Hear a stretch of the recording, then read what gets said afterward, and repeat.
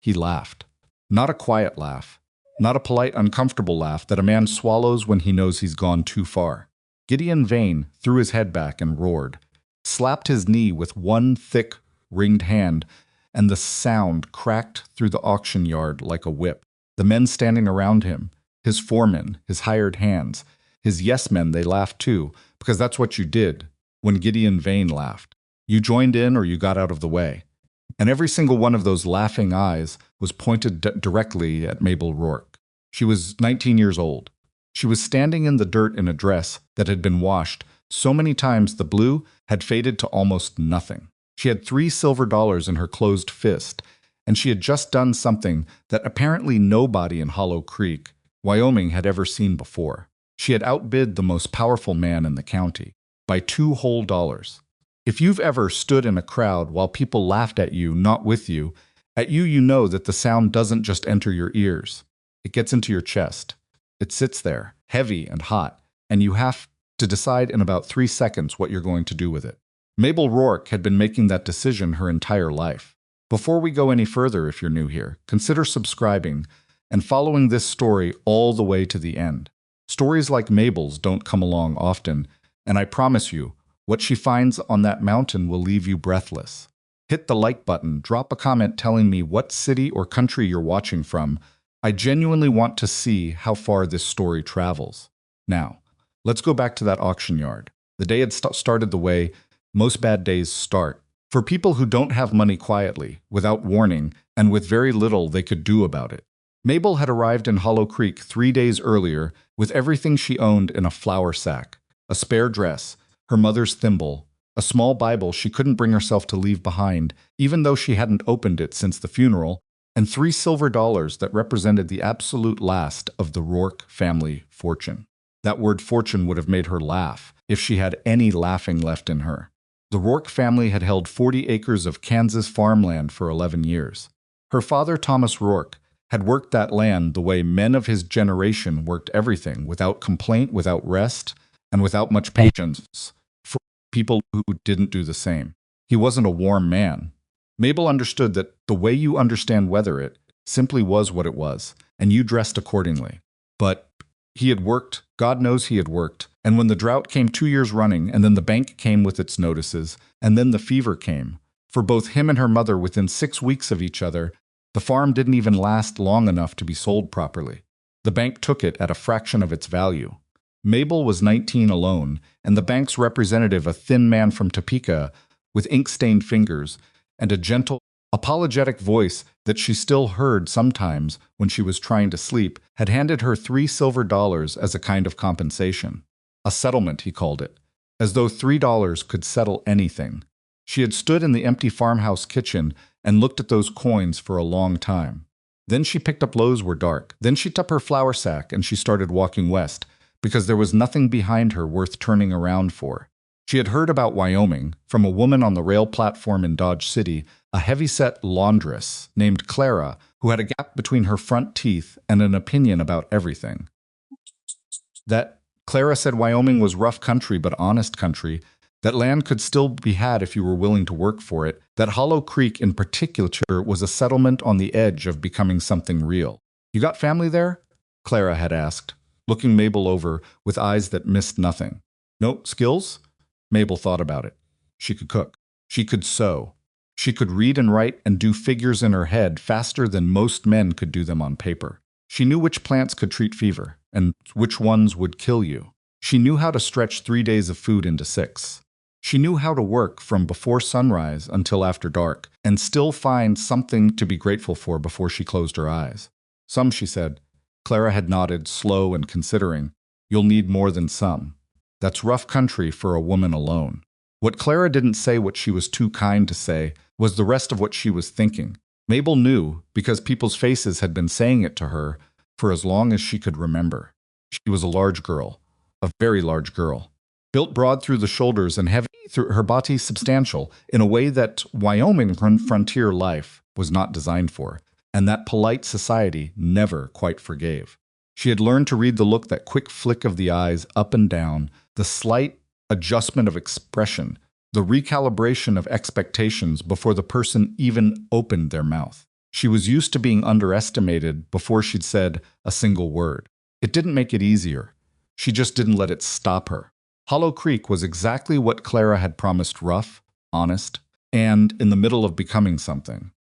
Main Street was 3 blocks of sun-warped builds, a livery stable, 2 saloons, a dry goods store with a proprietor who clearly didn't believe in giving credit to strangers, a physician's office with a hand-lettered sign, and a church that looked sturdier than everything else combined.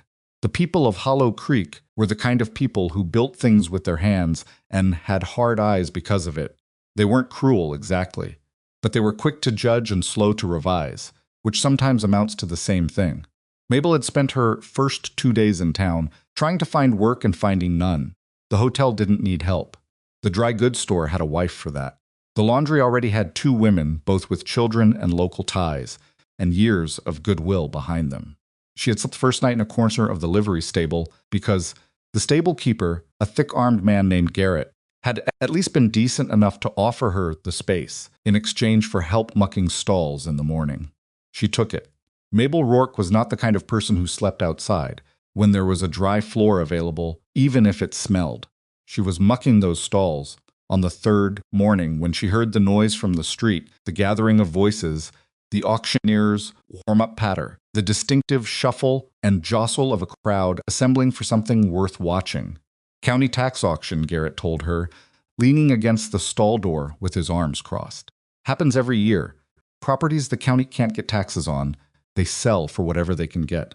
What are they selling today? Garrett's expression did something complicated, a combination of interest and amusement, and something almost like pity. Old Thorne's place up on Sentinel Peak, 40 acres and a lodge. Trapper who owned it just walked off into the mountains one day and never came back. County's been waiting 3 years to get their hands on it. Why do they want it? They don't. Nobody wants it. It's all the way up the mountain trails, brutal, even in summer, and the lodge is supposed to be half collapsed. Vane's been eyeing the timber rights. He'll probably buy it for $1 and strip the trees off it inside a year. Mabel set down her pitchfork. Vane, she repeated. Gideon Vane owns about 12,000 acres east of town, couple hundred head of cattle, most of the men who matter in this county. Garrett's voice was carefully neutral. In the way voices get when a man is saying something true but doesn't want to be associated with having said it. Whatever he wants in this county, he generally gets. Mabel picked up her pitchfork and went back to work.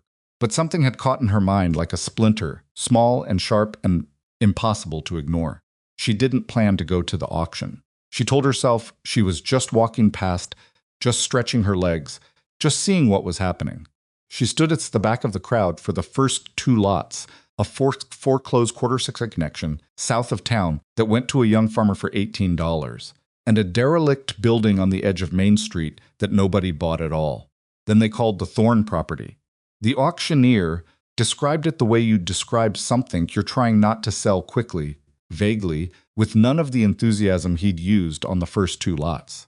40 acres on the eastern face of Sentinel Peak, including an existing structure in uncertain condition, mineral rights reserved by the county, timber rights included, access via existing trail. Who'll start the bidding at $1? The auctioneer asked. Nobody moved. Then Gideon Vane raised one finger.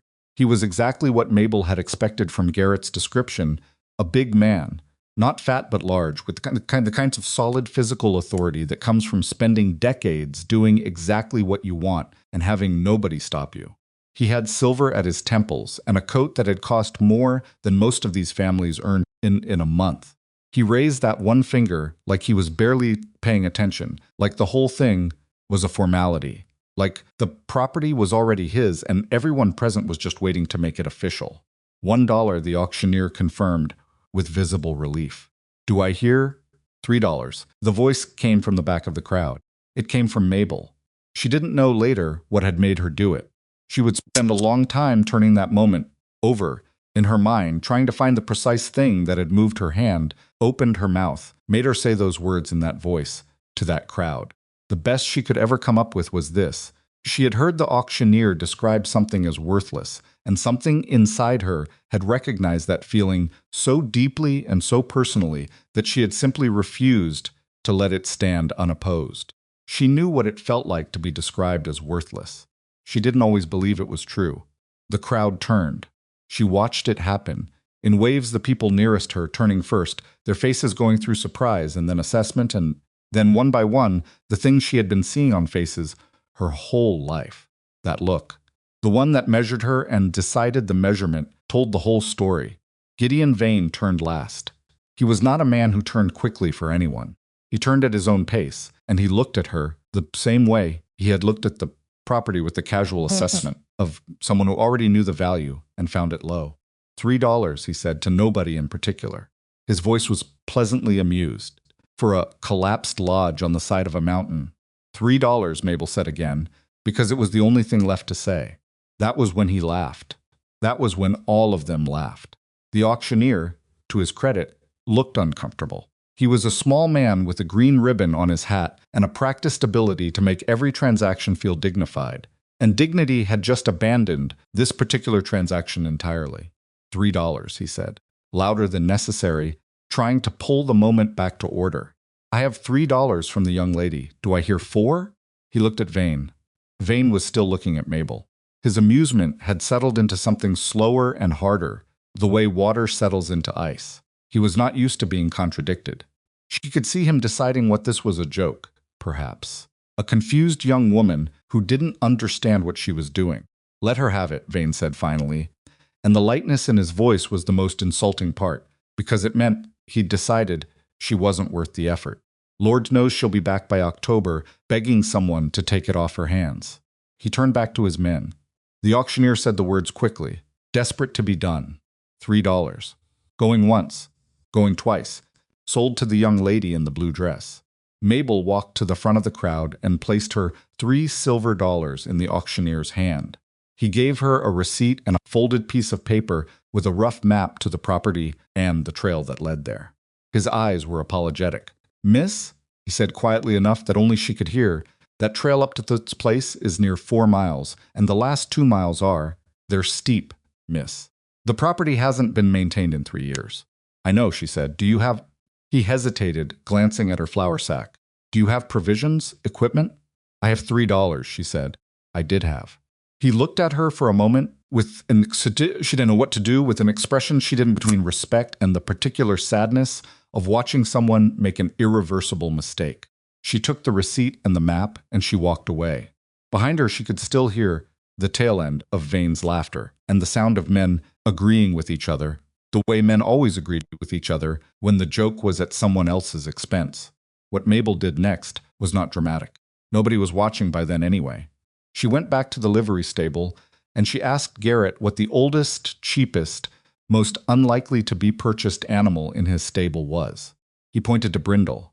Brindle was a mule of indeterminate age, old enough that her muzzle had gone gray, and her movements had taken on a quality of deep personal reluctance, but young enough, Garrett insisted, that she was still sound. She was not a beautiful animal. She was broad-backed and stubborn-looking, and her left ear sat at an angle that suggested it had been in some long-ago disagreement with a fence post. Mabel had no money to buy her. She told Garrett this directly, because she had no patience left for anything except directness. I'll give you labor, she said. However long it takes to work off what she's worth, I'll work it off when I come back down for supplies. But I need her today. Garrett looked at Brindle. He looked at Mabel. He looked at the receipt in her hand. You bought the Thorn place, he said. Yes. He was quiet for a moment. You know what you're getting into? Not entirely, she admitted. But I know what I'm leaving behind, and there's nothing there worth staying for. He looked at her for a long moment, really looked at her, the way people rarely did, past the first assessment and into whatever was underneath it. I'll put her on credit, he said finally. You can settle up when you're able. Mabel loaded Brindle with what little she had, and what little Garrett could spare: a worn rope, a hatchet, a half bag of cornmeal, some salt, a wool blanket that smelled powerfully of horse. Not enough? Not nearly enough. But it was something, and something was what she had learned to work with. She stood at the edge of Hollow Creek in the late afternoon light and looked up at Sentinel Peak. The mountain was enormous. Its upper face was still capped with snow despite the summer, and a trail it disappeared almost immediately into dense timber. The air up there would be thinner. The slope would be punishing. She could feel already the weight of the journey ahead. She thought about the auction yard, about Vane's laugh, about the auctioneer's apologetic eyes, about every face that had looked at her and decided the measurement was the whole truth. She thought about her father's farm and the bank representative from Topeka and $3 silver as compensation for 11 years of work and both of her parents' lives. Then she took Brindle's lead rope in her hand and she started up the trail. She didn't look back. Looking back had never once helped her. The trail was everything the auctioneer had promised, and several things he'd been too polite to mention. Within the first half mile, Mabel's lungs had begun to register their objection. She was a large woman, and her body was not designed for efficiency at inclines. It was designed for endurance on flat ground, for sustained labor, for the long work of keeping going when keeping going was the only option. The mountain was a different kind of challenge.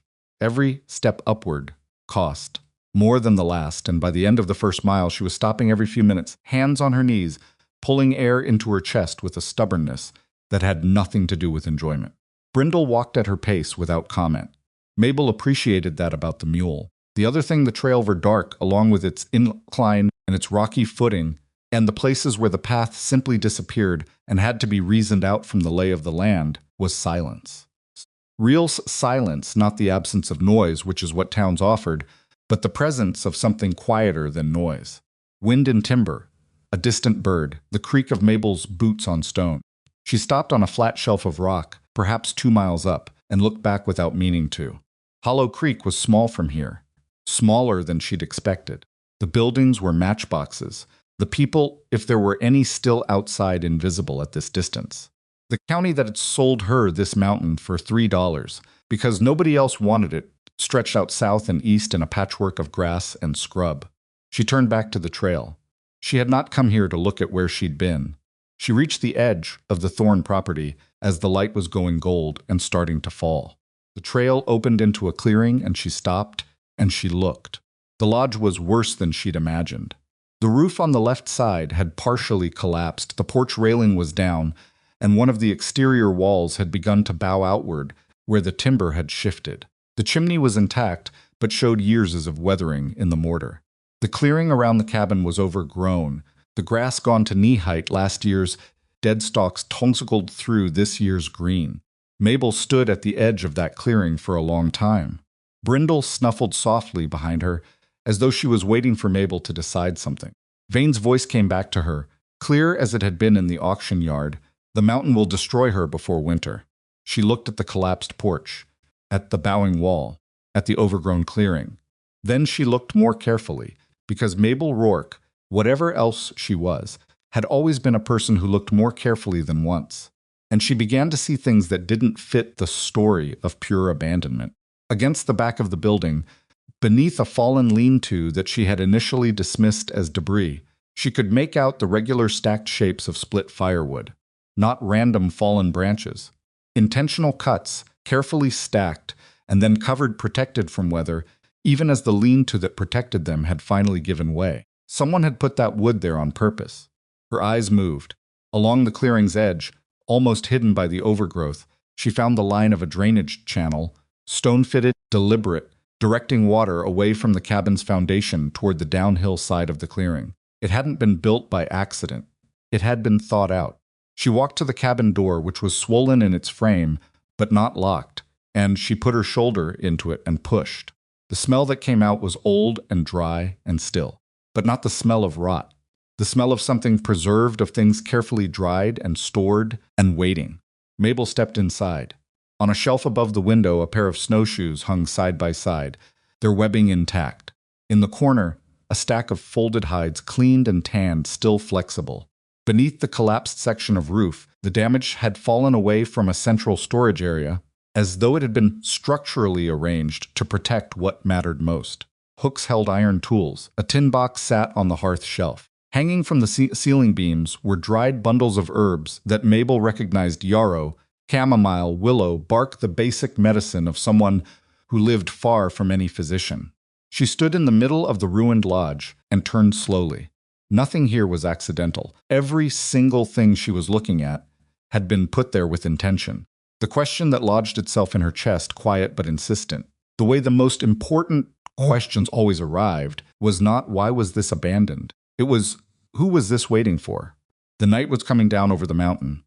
She had one blanket and a half bag of cornmeal and an old mule and a roof that was only partially functional.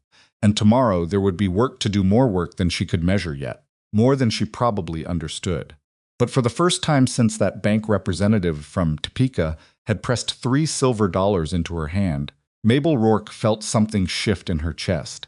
Something that was not quite hope. Hope was too fragile a word for it. More like recognition. Like the mountain had been waiting for something, and whatever it had been waiting for had just arrived. She pulled her blanket around her shoulders, found a dry corner near the hearth that the collapsed roof had spared, and sat down in the gathering dark. Brindle, tied at the clearing's edge, blew softly through her nose. Mabel pulled her knees to her chest, and she let herself be in the place she had bought for $3 silver, and she did not think about Hidden Vane's laughter, or Hollow Creek's judgment, or how little she had, or how much she didn't know. She thought about that carefully stacked firewood, about the drainage channel built by someone who had thought about water and gravity and the future, about the oiled leather on the axe handle she hadn't found yet, but somehow already knew was going to be there. Someone had done all of this deliberately. Someone had left all of this on purpose. And Mabel, who had never in her life been left anything on purpose, sat in the growing dark of a ruined mountain lodge and waited for morning, when the work could begin, and the question could start to find its answer. She was awake before the light came. Not because she had slept well, she hadn't. The corner of the lodge she'd chosen was dry and out of the wind. But the night sounds of the mountain had kept pulling her up from the edge of sleep every hour or so. Something moved in the timber at some point. An owl worked the clearing twice, and the structure itself made noises, the deep, settling sounds of old wood adjusting to the cold, which she had not expected to be so pronounced in what was supposed to be summer. By the time the sky through the broken section of roof had shifted from black to the particular dark blue that came just before dawn, Mabel had given up on sleep entirely and was sitting with her knees pulled to her chest listening to the mountain wake up. Brindle was fine. She'd checked twice during the night, and the mule had regarded her each time with the stoic disinterest of an animal that had long ago made peace with the idea that humans were going to do inexplicable things at odd hours.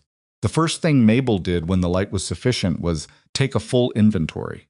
This was something her father had instilled in her. Without ever explaining the reason for it, whenever you came to a new piece of ground, you walked every inch of it before you started making plans, because you could not plan for what you didn't know was there.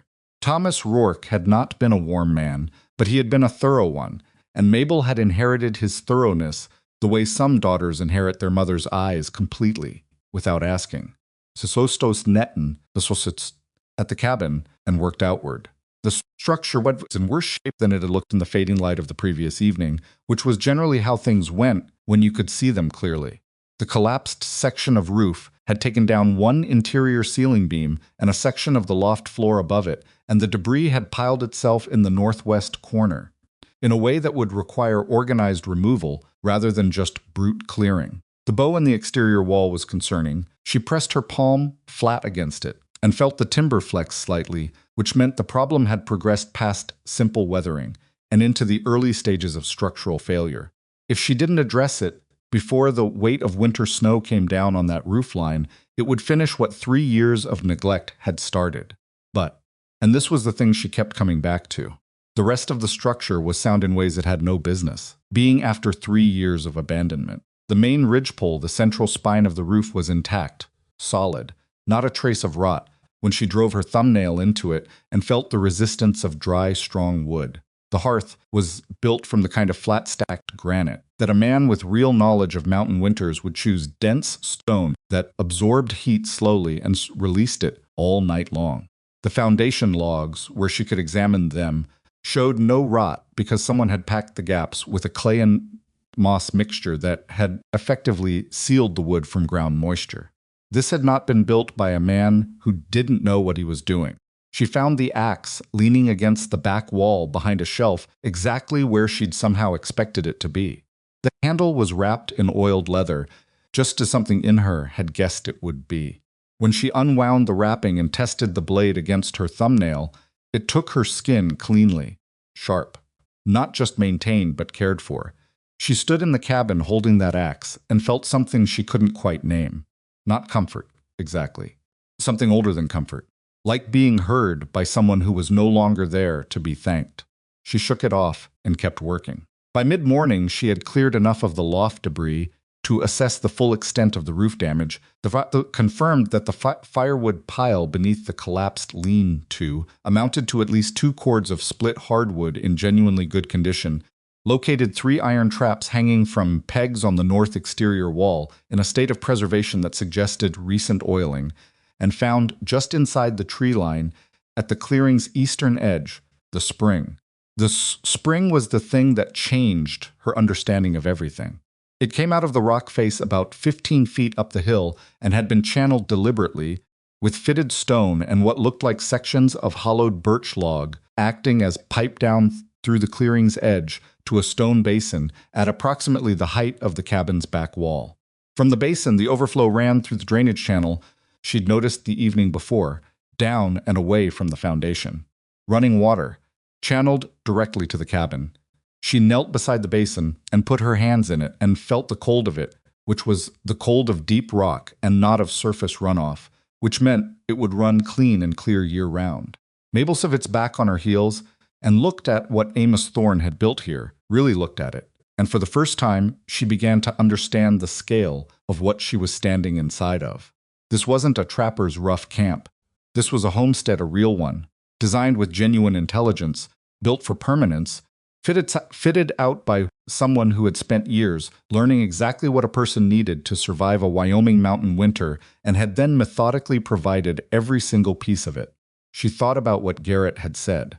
Trapper, who owned it, just walked off into the mountains one day and never came back. She thought about the oiled axe blade, about the channeled spring, about the dried herbs hanging from the ceiling beams, carefully bundled, each type separate and labeled in a cramped but legible hand. That wasn't a man who lost hope. That was a man who left something behind on purpose.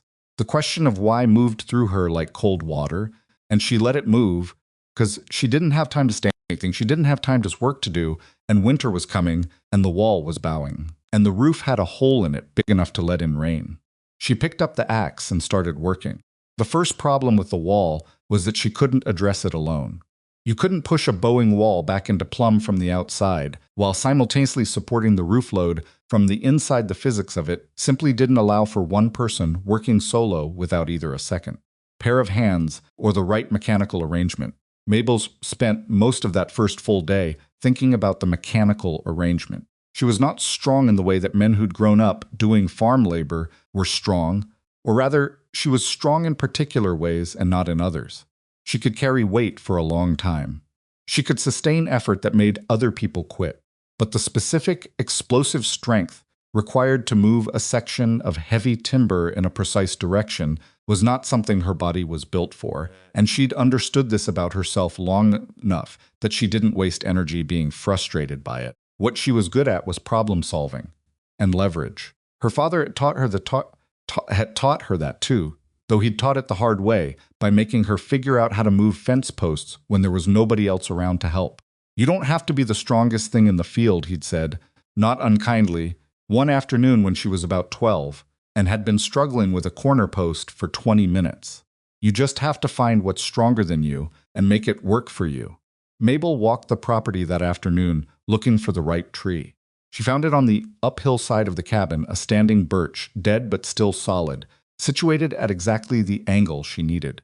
It took her most of the remaining daylight to rig the arrangement. A notched log brace she cut from the fallen lean-to timber, 2 lengths of rope from the coils she'd found hanging inside the cabin, and a configuration that used the birch as an anchor point and brindle as the pulling force. She tested the tension, adjusted, tested again. "I know," she said to Brindle, who had been expressing her opinion of this whole exercise through a sequence of eloquent sighs. "I don't love this either. But we need the wall." Brindle exhaled heavily through her nose. "That's what I thought," Mabel said. She went to bed with the arrangement rigged and the wall problems unsolved, but Lisette best understood which was the best condition a problem could be in before sleep. The wall came back into rough plumb on the third morning, with Brindle pulling on a rope attached to the high rope in the rigged system, and Mabel controlling the slack from the inside. It wasn't elegant. There were 2 moments when she was certain the whole thing was going to go wrong in the direction of catastrophic, and she had to stop and breathe and recalculate both times. The second time, one of the rope lengths slipped its notch, and the system lost tension all at once, shifted back, and the sound it made, a low, groaning crack, sent a jolt of cold fear straight through her. She stood absolutely still for 3 full seconds. The wall held. "Okay," she said to no one. "Okay." She reset the rope, tightened the notch, signaled Brindle. By midday, the wall was plumb. Not perfect, nothing about any of this was going to be perfect, but structurally sound, which was all she needed it to be. She spent the afternoon cutting and fitting cross braces from the lean-to timber to hold the correction in place while the system was still loaded, which meant she couldn't release Brindle until the braces were in, which meant she had to work fast enough that the mule didn't get irritated and simply stop cooperating. She worked fast. Brindle cooperated. Barely. When the last cross brace was fitted and she released, the wall stayed where it was. Mabel sat down in the dirt, with her back against the exterior logs, and did not move for a while. Her shoulders ached in a way that felt structural.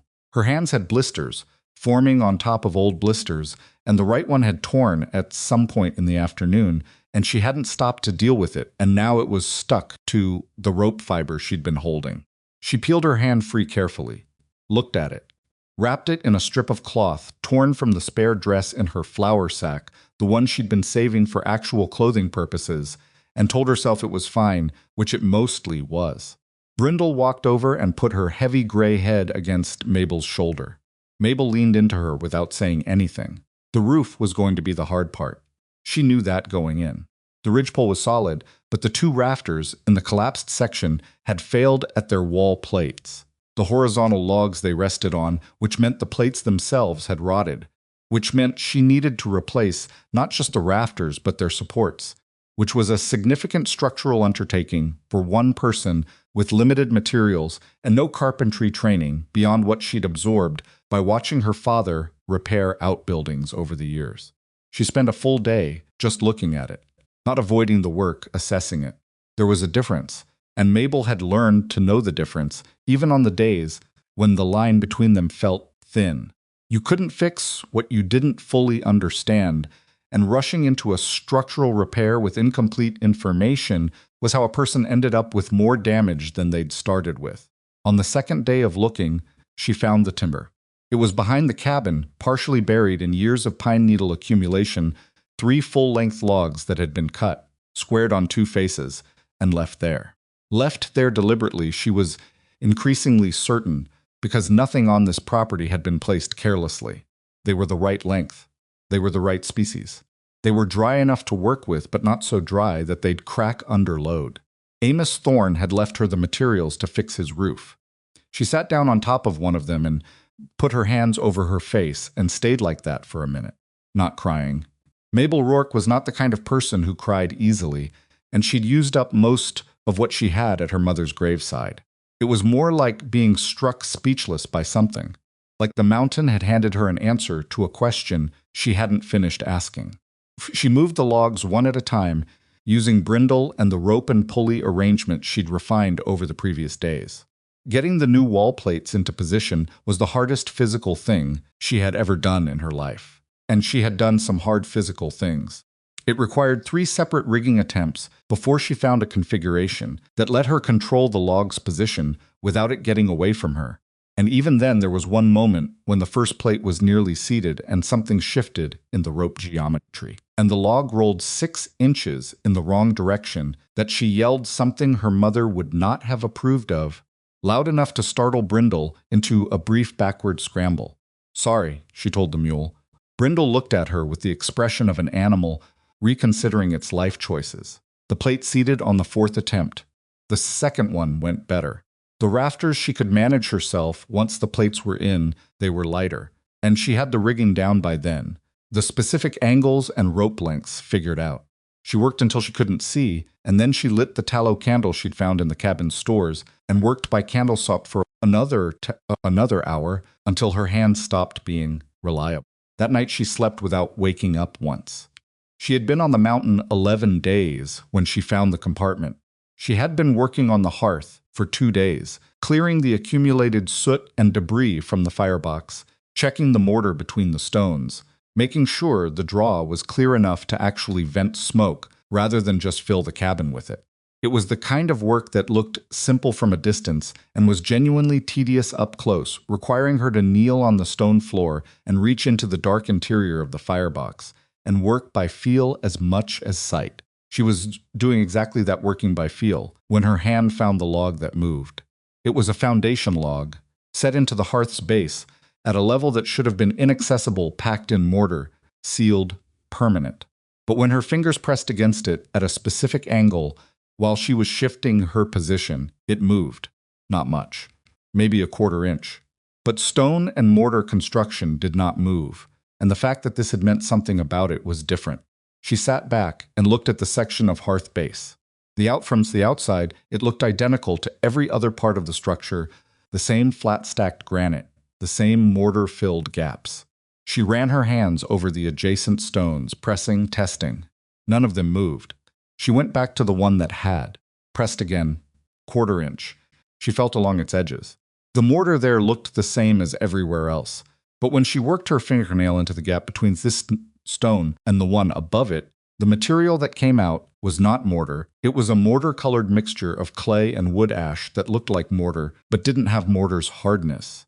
It crumbled cleanly. Her heart was doing something she didn't want to pay attention to, because she needed to keep her hands steady. She cleared the false mortar from all 4 edges of the stone. It took almost an hour, working carefully, because she didn't know yet what was behind it, and she didn't want to damage anything. When the last edge was clear, she pressed the stone again. It moved more freely now, pivoting slightly, on what she realized was a wooden pin set at its base, acting as a hinge. She pulled. The stone swung outward and to the left, revealing a hollow space behind the hearth, maybe 18 inches deep and 2 feet wide, lined with more flat granite and completely dry. Inside was a tin box. She lifted it out carefully. It was heavier than she expected, not heavy in the way of solid metal, but heavy in the way of something filled. The lid was fitted, not hinged, and it had been sealed around its edge with the same wax she'd found on several of the stored food jars. She worked the wax free with her thumbnail and lifted the lid. 3 things. A cloth packet of seeds, different varieties, each one separately folded into labeled paper inside the cloth, the labels written in that same cramped, legible handwriting she'd seen on the herb bundles. A smooth dark river stone, rounded and flat, the kind that fit perfectly in a closed hand. And a leather journal, worn at the corners, its cover dark with years of handling. Mabel sat cross-legged on the stone floor of the hearth, with the tin box in her lap, and looked at these 3 things for a long time. Then she picked up the journal and opened it. The handwriting inside was the same as on the herb labels, and the seed packets small and precise. The letters formed with the care of someone who had not always had easy access to paper, and therefore did not waste it. The first page had no date, just a name, written in the center of the page like a title. Amos Thorne, his account. She turned to the next page and started reading. The journal did not begin with philosophy or explanation. It began the way a practical man would begin. He intended to be useful with facts. Thorne had arrived on Sentinel Peak 22 years before. He had been, by his own description, a man running from a considerable amount of personal failure, though he did not then specify the nature of it beyond writing, with a directness that Mabel found immediately trustworthy, that he had lost everything a man could lose, and had nothing left but the option of starting over or stopping entirely, and stopping was not in his nature. He had built the cabin. It had taken him 2 full summers, and 1 very hard winter, during which he lived in a temporary shelter that he described as barely adequate and did not complain about further. He had learned the mountain over the next decade in the way that only isolation teaches every water source, teaches every game trail, every weather pattern, every plant that could be eaten or used or avoided, all of it absorbed through years of direct experience and documented in these pages, with the systematic care of someone who had decided that knowledge was the only currency worth accumulating. The practical sections of the journal were extraordinary. Mabel read about the spring when it ran highest, when it sometimes slowed in late summer, and how to tell if it was going to slow before it did. She read about the game trails and the trapping. She read about the specific property of the granite he'd used for the hearth where he'd quarried it. On the property's eastern edge, from an outcrop that stills had material. She read about which trees made the best firewood and which made structural timber and which to leave alone because they would be better as windbreaks in another 20 years. She read for hours, and then she reached the section near the back of the journal, the entries dated in the final year of Thorne's time on the mountain, and the practical notes began to give way to something else. His handwriting had changed slightly in these entries, still legible, still careful, but slower. She could see it in the slightly deeper press of each letter, the small hesitations between words. She read, "I am not a young man. This does not surprise me, as I was not a young man when I came here, and time has continued to move in the direction it always moves. The question I have been sitting with is this: what becomes of all of it after me? The cabin, the spring, the tools I have made and maintained, the knowledge of this place that took me 20 years to accumulate. I have no family, I have no heir. The county will sell the land for the timber, and someone will strip it in its season, and that will be the end of what I built. This troubles me more than I expected it to." Mabel turned the page. "I have been thinking about who should have it. Not the strongest person, not the wealthiest, not the most connected or the most socially acceptable, or the person who already has everything they need and could simply add this to the sum of it. Those people have options. They do not need what I built here the way a person without options needs it. I want it to go to someone who has nothing left to lose, who is standing at the bottom of something looking up, who has been told in some way by a person or by circumstance or by the simple cruelty of bad luck that they are not enough. I know what that feels like. I know what it did to me, and I know what it would have done to me if I had not had a place to go. So I'm going to prepare this place for that person. I do not know their name. I do not know when they will come, but I believe they will come because desperate people do what they have to do, and sometimes what they have to do leads them up a mountain." Mabel stopped reading. She sat in the middle of the lodge she had bought for $3 silver, holding the journal of a man she had never met, and the silence of the mountain was so complete around her that she could hear her own heartbeat. She had spent 11 days believing, or trying not to think too hard about believing, that she had done something foolish, that the laughter in the auction yard had been correct laughter, informed laughter, laughter that understood something she had been too desperate to see. She had spent 11 days redirecting that doubt into work, because work was the only answer she knew how to give it.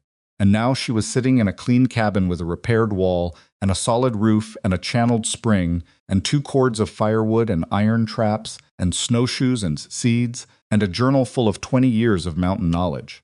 Because a man she had never met had decided that a person like her existed and deserved a chance. She closed the journal carefully.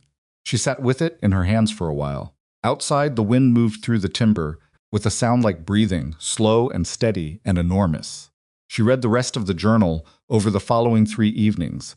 Working by firelight, she had the hearth functional now, its draw clean and strong, the heat from it filling the repaired interior with a warmth that felt almost aggressive after so many cold Celts nights. She read the practical sections again, this time, with paper she'd found folded in the back of the journal and a stub of pencil thorn had left in the tin box, making notes on the things she didn't want to forget. The seed packet she handled very carefully. Thorne had labeled each variety in his precise hand: mountain hardy corn, drought resistant; climbing beans fix nitrogen, plant with corn; squash store well, plant third; carrots sow directly, thin early; calendula medicinal and pollinator, plant throughout. A complete planting system designed for the specific conditions of this elevation, preserved and waiting for the moment someone needed it. She set the seeds in the tin box on the hearth shelf where she could see them. The river stone she put in her coat pocket, where her hand could find it without looking. Thorne had written about the winter in ways that were not designed to frighten, but succeeded in conveying genuine respect. The first major snowfall, he noted, typically arrived 6 to 8 weeks after the last warm spell. Do not be deceived by mild weather. In early autumn, the mountain does not give warning before it changes. The Sepst. He described the depth the snow could reach, the particular character of the winds that came down from the peak. In February, the importance of having the woodpile completed and the food stores sealed before the first real cold. She began calculating what she still needed. The list was not short. She had provisions for perhaps 2 more weeks. The food Thorn had stored the dried beans, the smoked meat in the sealed crocks. The hard root vegetables packed in sand was substantial, but a full winter required more than what was already here. She needed to make at least one more trip to Hollow Creek, which meant descending the mountain, acquiring supplies she couldn't pay for yet, and returning. It meant dealing with the town again, with the people who had laughed. She turned the river stone over in her pocket and thought about it.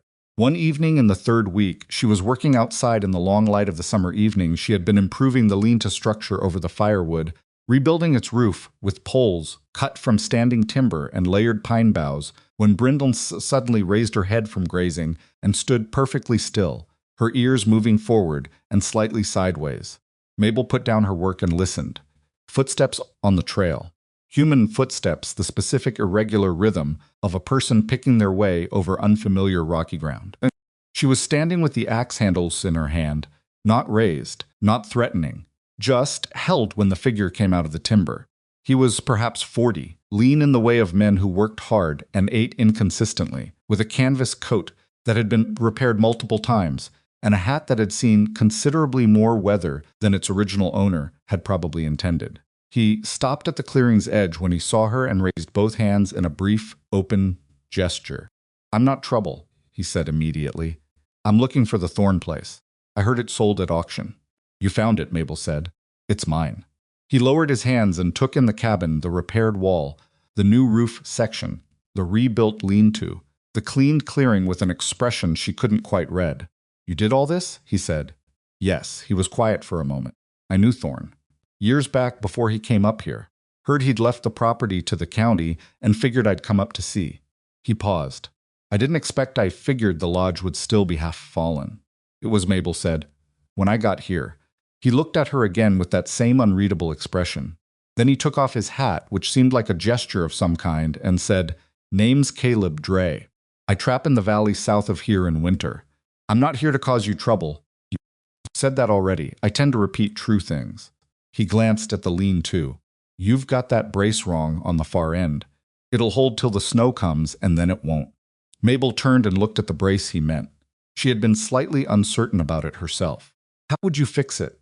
she asked. Not because she couldn't figure it out, she thought she could, but because asking a person who knew something was not a weakness. Her father had never understood that distinction. She had figured it out herself, eventually, Dre told her. It was a simple adjustment, an additional notch, a different angle on the support pole. She understood it immediately. "Thank you," she said. He nodded. "Thorn was a good man. I'm glad someone's here who can." He stopped himself. Started again. "I'm glad the place didn't go to Vane." Mabel looked at him. "You know Vane? Everybody knows Vane." Dre put his hat back on. "He wanted Thorn's timber. He won't stop wanting it just because you bought the land." "I know," she said. "He's going to come up here eventually." "I know that too." Dre studied her for a moment, the axe in her hand, the repaired cabin behind her, the entire cleared and rebuilt situation of a place that 3 weeks ago had been considered a ruin. "All right," he said, and something in his voice had shifted slightly, the same subtle recalibrations of expectation she'd seen on faces before, but moving in the opposite direction than it usually moved. "I'll be in the valley south of here from late September on. If you need anything, supplies, information, an extra hand for something heavy, I'll be there." He told her the location, a specific bend in the South Creek where his winter camp was, and she memorized it, the way she memorized everything, completely and without effort. Then he touched the brim of his hat and went back down on the trail, his footsteps fading into the timber the same way they'd come. Mabel stood in the clearing for a moment after he was gone. Then she went and fixed the brace on the lean-to roof. The descent to Hollow Creek happened in the 4th week because the provision situation had become impossible to defer any longer. She took Brindle and the list she'd made over several evenings, a careful accounting of what she still needed to see out the winter, based on Thorn's estimates in the journal, cross-referenced with what was already in the cabin stores. The trail was easier going down. Not easy, her knees felt it, and the places where the path was loose rock required more attention descending than ascending, but easier. She reached the edge of town by mid-morning and tied Brindle outside the dry goods store and went in. The man behind the counter, a compact, watchful man named Peterson, with wire-rimmed glasses and the expression of someone who had been disappointed by credit accounts, before looked up when she came in and then looked again. "You're the girl who bought the Thorn place," he said. "Yes, at the auction." "That's right." He looked at her for a moment. "We heard you'd come back down when the roof caved in." "The roof didn't cave in," Mabel said. "I fixed the roof." Peterson's expression shifted slightly.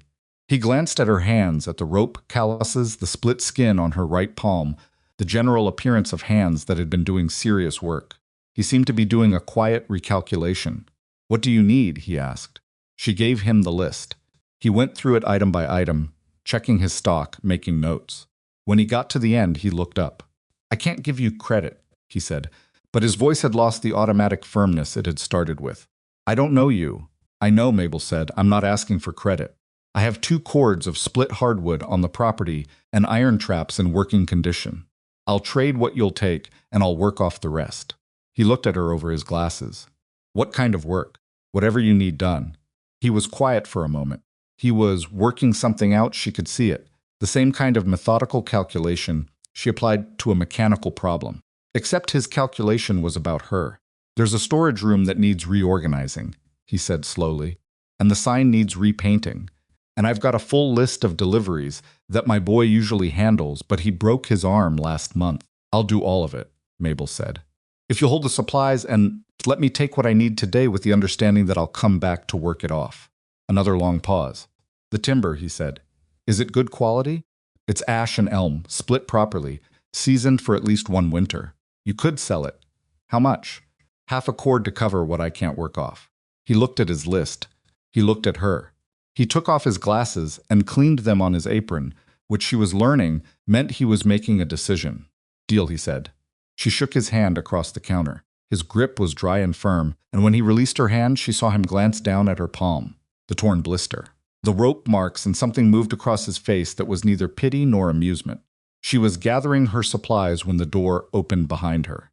She knew before she turned. She didn't know how she knew a change in the air quality, maybe, or simply the specific way that Peterson's posture changed. Gideon Vane walked into the dry goods store with 2 of his men behind him and the air of a person for whom other people's transactions were a minor inconvenience. He stopped when he saw her. His expression went through something surprise, then the same calculation Peterson had done, then something harder underneath it that he didn't quite bother to hide. "Still alive," he said. Not cruelly, exactly, just observationally, as though her continued existence was a mildly interesting data point. "Still alive," Mabel agreed. "Lodge holding up? Better every day." He studied her the way he'd studied her at the auction, that slow, comprehensive assessment. But something about the assessment was different now, and they both knew it, and the fact that they both knew it was the thing that made the silence between his words and her answer carry more weight than any of the obvious ones. "You'll want to be down off the mountain before October," he said finally. "Storm comes early some years." "I know," she said. "I've been reading about it."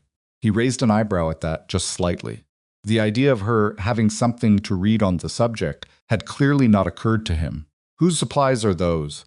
he asked Peterson. "Miss Rourke's," Peterson said, and the name in his mouth had a different quality than it would have had this morning before she'd given him the list and proposed the trade. Vane looked at the supplies, at Mabel, at the supplies again. "Winter stock," he said. "Yes." He was quiet for a moment. "That's a lot of provisions for 1 person." "I'm a large person," Mabel said. "I require a proportionate amount of food." Something happened on Vane's face that she didn't entirely expect the beginning, quickly suppressed, of what might have been a genuine reaction to what she'd said. Not laughter this time. Something slightly more complicated. He nodded once, short and businesslike, and turned to his men and said something about the fence materials he'd come for. The conversation between Vane and Mabel was finished, apparently, without him formally ending it. She gathered her supplies. Peterson helped her load Brindle, without being asked, which was a small thing but not nothing. She was tying the last pack when she heard Vane's voice behind her, back in the store, speaking to one of his men at a volume that was not quite private. "She'll come off the mountain when the first real snow hits," he was saying. They always do. She heard the dismissal in it. She heard the certainty.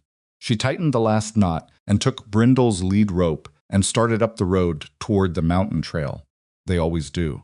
She thought about Thorne's journal, about the entry where he described that first winter, the cold that came in October and did not leave until April, the snow's depth that made the doorway passable some mornings, the weeks of true isolation that could break a person who wasn't prepared for what they were.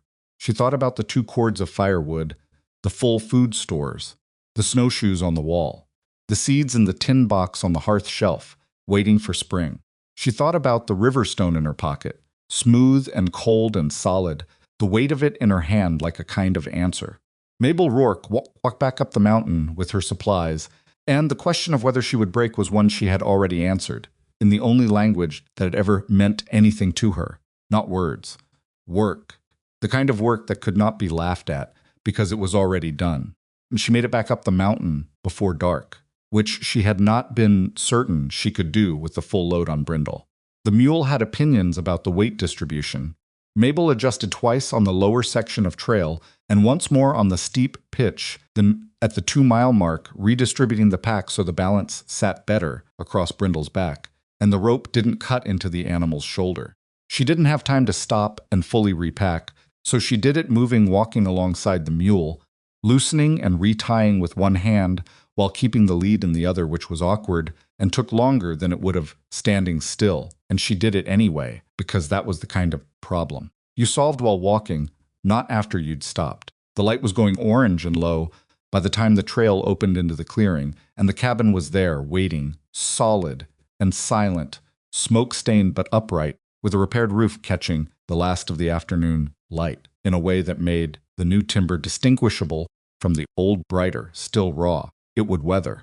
In a year, you wouldn't be able to tell the difference. She unloaded Brindle and stored the supplies inside, working methodically, putting things where Thorne's journal had indicated they belonged, the root vegetables, in the sandpacked crock near the back wall, where the temperature stayed most stable, the salt and dried goods on the high shelf, away from floor, damp the lamp oil in the corner away from the hearth. She wasn't just storing things.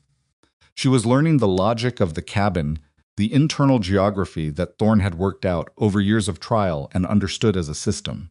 Every placement had a reason. She was inheriting the reasons along with the space.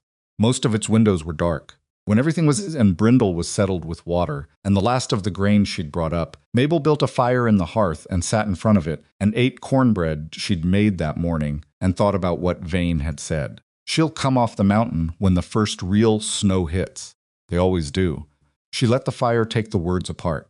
The thing about Gideon Vane, she was realizing, was not that he was cruel. He was something more specific than cruel he was. A man who had been correct about most things for most of his life, and that had cured him of the habit of checking his assumptions. He had looked at Mabel Rourke in the auction yard and calculated her odds and the way he calculated everything, quickly and confidently and with considerable expertise, and his calculation had been wrong, and he didn't know it yet. The question was not whether he would eventually accept it. The question was what he would do in the meantime. She thought about that for a while. Then she opened Thorne's journal to the winter section and started reading again, because thinking about Vane was less useful than preparing for what was coming, and what was coming was the mountain's first real test of everything she'd built. September changed the mountain the way a page turn changes a story, complete and immediate, and with no ambiguity about what had ended and what had begun. The light came differently, lower and more angled so that the shadows in the clearing were long even at midday, and the timber on the north slope stayed dark until late morning. The temperance windows were dark. The temperature dropped 12 degrees from August's average in the first 2 weeks of the month and showed no interest in dropping back. The birds changed the summer residence, thinning out and southward, replaced by the quieter, more purposeful species that stayed year-round and seemed to understand something about efficiency that the summer birds had not. Mabel changed too, not in the way that people in Hollow Creek had probably imagined she'd change, not softened by hardship or broken by isolation, not humbled into descent by the mountain's indifference. She changed the way a tool changes when it's properly used, worn to fit, broken into purpose, suited to the specific work it was designed for, than it had been when it was new. Her hands had stopped hurting. The blisters were callous now, thick and competent, with the kind of grip strength that came from 6 weeks of constant rope and timber work. Her legs, which had burned on that first ascent, had adapted. She could make the trail from the cabin to the spring and back 3 times without stopping, which would have been unthinkable on the day she'd arrived. And she no longer thought about the old predictions from Hollow Creek when she did it, because the predictions had become simply irrelevant, the way old weather predictions become irrelevant when the current weather is plainly in front of you. She was also lonelier than she'd expected, which was something she hadn't allowed herself to think about directly until the 3rd week of September, when she went 4 full days without speaking to another person, and noticed that she'd started talking to Brindle more than was strictly necessary, and the mule had started responding in what Mabel chose to interpret as a communicative rather than involuntary manner. "I'm not losing my mind," she told Brindle one evening, when she'd caught herself narrating her own repair of a sagging shelf to the mule as though the animal was taking notes. Brindle flicked an ear. She stopped. She was fine. Mostly. The loneliness was a manageable thing, like the ache in her shoulders present, acknowledged, not in charge. She had the journal. She had the work.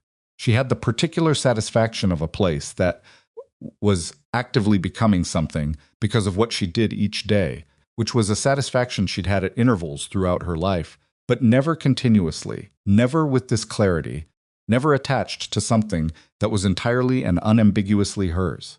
The thing she had not anticipated was how personal the mountain felt after 6 weeks of living inside it. Not friendly, she wasn't soft enough about it to call it friendly, but known.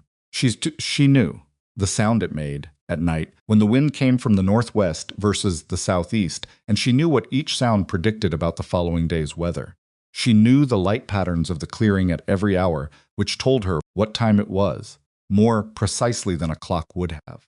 She knew the spring's daily rhythm, how it ran fuller in the morning, when the night's accumulation was moving through the rock slower in the afternoon. She knew which section of trail Brindle would hesitate on every single time, requiring a specific tone of voice, not a command, more like a conversation to get her moving again. Most of its windows were dark. She was learning the mountain the way Thorn had learned it, though she understood she was at the very beginning of that knowledge, and he had reached something much deeper. His journal made that clear. He wrote about the property with the intimacy of someone writing about a person they had loved for a long time, not sentimentally, but with the specificity and attention that was its own form of devotion. She was starting to understand that. The traps were a problem she had to think about carefully. She had found them in good condition, had maintained them, had read Thorne's detailed notes about the trap lines he'd run on the property, where he'd set them, what species moved through which sections of terrain, in which months, how to read sign on the snow. She understood the theory. The practice was something she had never done. She tried on a Tuesday in mid-September, setting 3 traps on the game trail that Thorne had marked in his journal as the most reliable. She followed his instructions exactly, working slowly, checking every step twice. She wore gloves, masked her scent with crushed pine needles, the way he tried to position the trigger mechanism with the care of someone who understood that she was building something that needed to work without her. She went back the next morning. 2 of the traps had been triggered. One was empty. The animal had taken the bait and left the mechanism, which was either very good animal skills or very poor trap placement on her part, and she was honest enough with herself to know it was probably the latter. The other held a snowshoe hare, which was dead, cleanly and completely, and she stood over it for a moment in the cold morning air, doing a rapid internal assessment of her own reaction. She'd grown up on a farm. She'd killed chickens. She'd processed game her father brought home. This was not her first encounter with the reality of meat. Something about having been the one who set the trap, having been the entire chain from decision to outcome, made it feel different in a way she didn't have good words for. She picked up the hare, reset the trap as carefully as she'd set it the first time, and went back to the cabin. By the end of September, she was running 6 traps with moderate success, not the reliability that Thorne's 20 years of knowledge had produced, but enough. She was learning what she was doing wrong by what the results told her, adjusting, improving. Thorne's notes were specific enough that she could often identify the precise error in a failed matchup, fetching her description the critique of the situation to his annotated explanations of why animals behaved the way they did. She started adding her own notes in the margins of the journal in a smaller hand than his to distinguish them from the original text. Southeast wind, traps 2 and 4 empty 3 days running. Try relocating to the birch stand per T's note on page 34. And then later birch stand correct. 2 catches in 2 days. She was writing herself into Thorne's record, adding a second layer of knowledge to the first, and the intimacy of that her handwriting in the margins of his pages felt like something significant that she didn't examine too closely because it made her chest feel crowded. Caleb Dre came back up the mountain on a Thursday in late September. He didn't announce himself this time either, just materialized from the timber with a canvas pack and the same quiet, weather-red manner as before, stopping at the clearing's edge and waiting until she'd seen him before he moved. "You're still here," he said. "I am," Mabel agreed. He came into the clearing and looked at the current state of the property with the same slow, careful inspection he'd done before. And this time what she saw on his face was less surprise, and more something that she might have called respect, except she was wary of assigning words to other people's expressions. "Assam, she was not. Thought you might come down," he said. "A lot of people seem to think that. It's a reasonable thing to think." He put his pack down and looked at the lean-to, the fixed brace catching his eye. "You got that right. I had good instructions." He nodded. He pulled 2 things out of his pack, a wrapped piece of smoked venison and a small jar of something dark. "Trade," he said. "Venison for whatever information you can give me about the South Trail. Most of its windows were dark. I've been going around the long way, and I think there's a better route, but I can't quite find the approach from down below." Mabel thought about it. She'd been on the South Trail once, when she'd explored the property boundary, and once when she'd followed a game trail further than she'd intended. She had a reasonable picture of it in her head. "What's in the jar?" she asked. "Rendered bear fat. Good for rope maintenance, leather conditioning, hinges, anything that needs waterproofing." She had been dealing with a hinge on the cabin door that was starting to develop a squeak that would almost certainly become a serious problem in the deep cold. She looked at the jar. "Come inside," she said. "I'll show you the South Trail on a map." They sat at the rough table she'd built against the cabin's interior wall, her first attempt at furniture, not elegant, functional, and she drew the South Trail from memory on the back of a piece of paper from the journal's blank pages.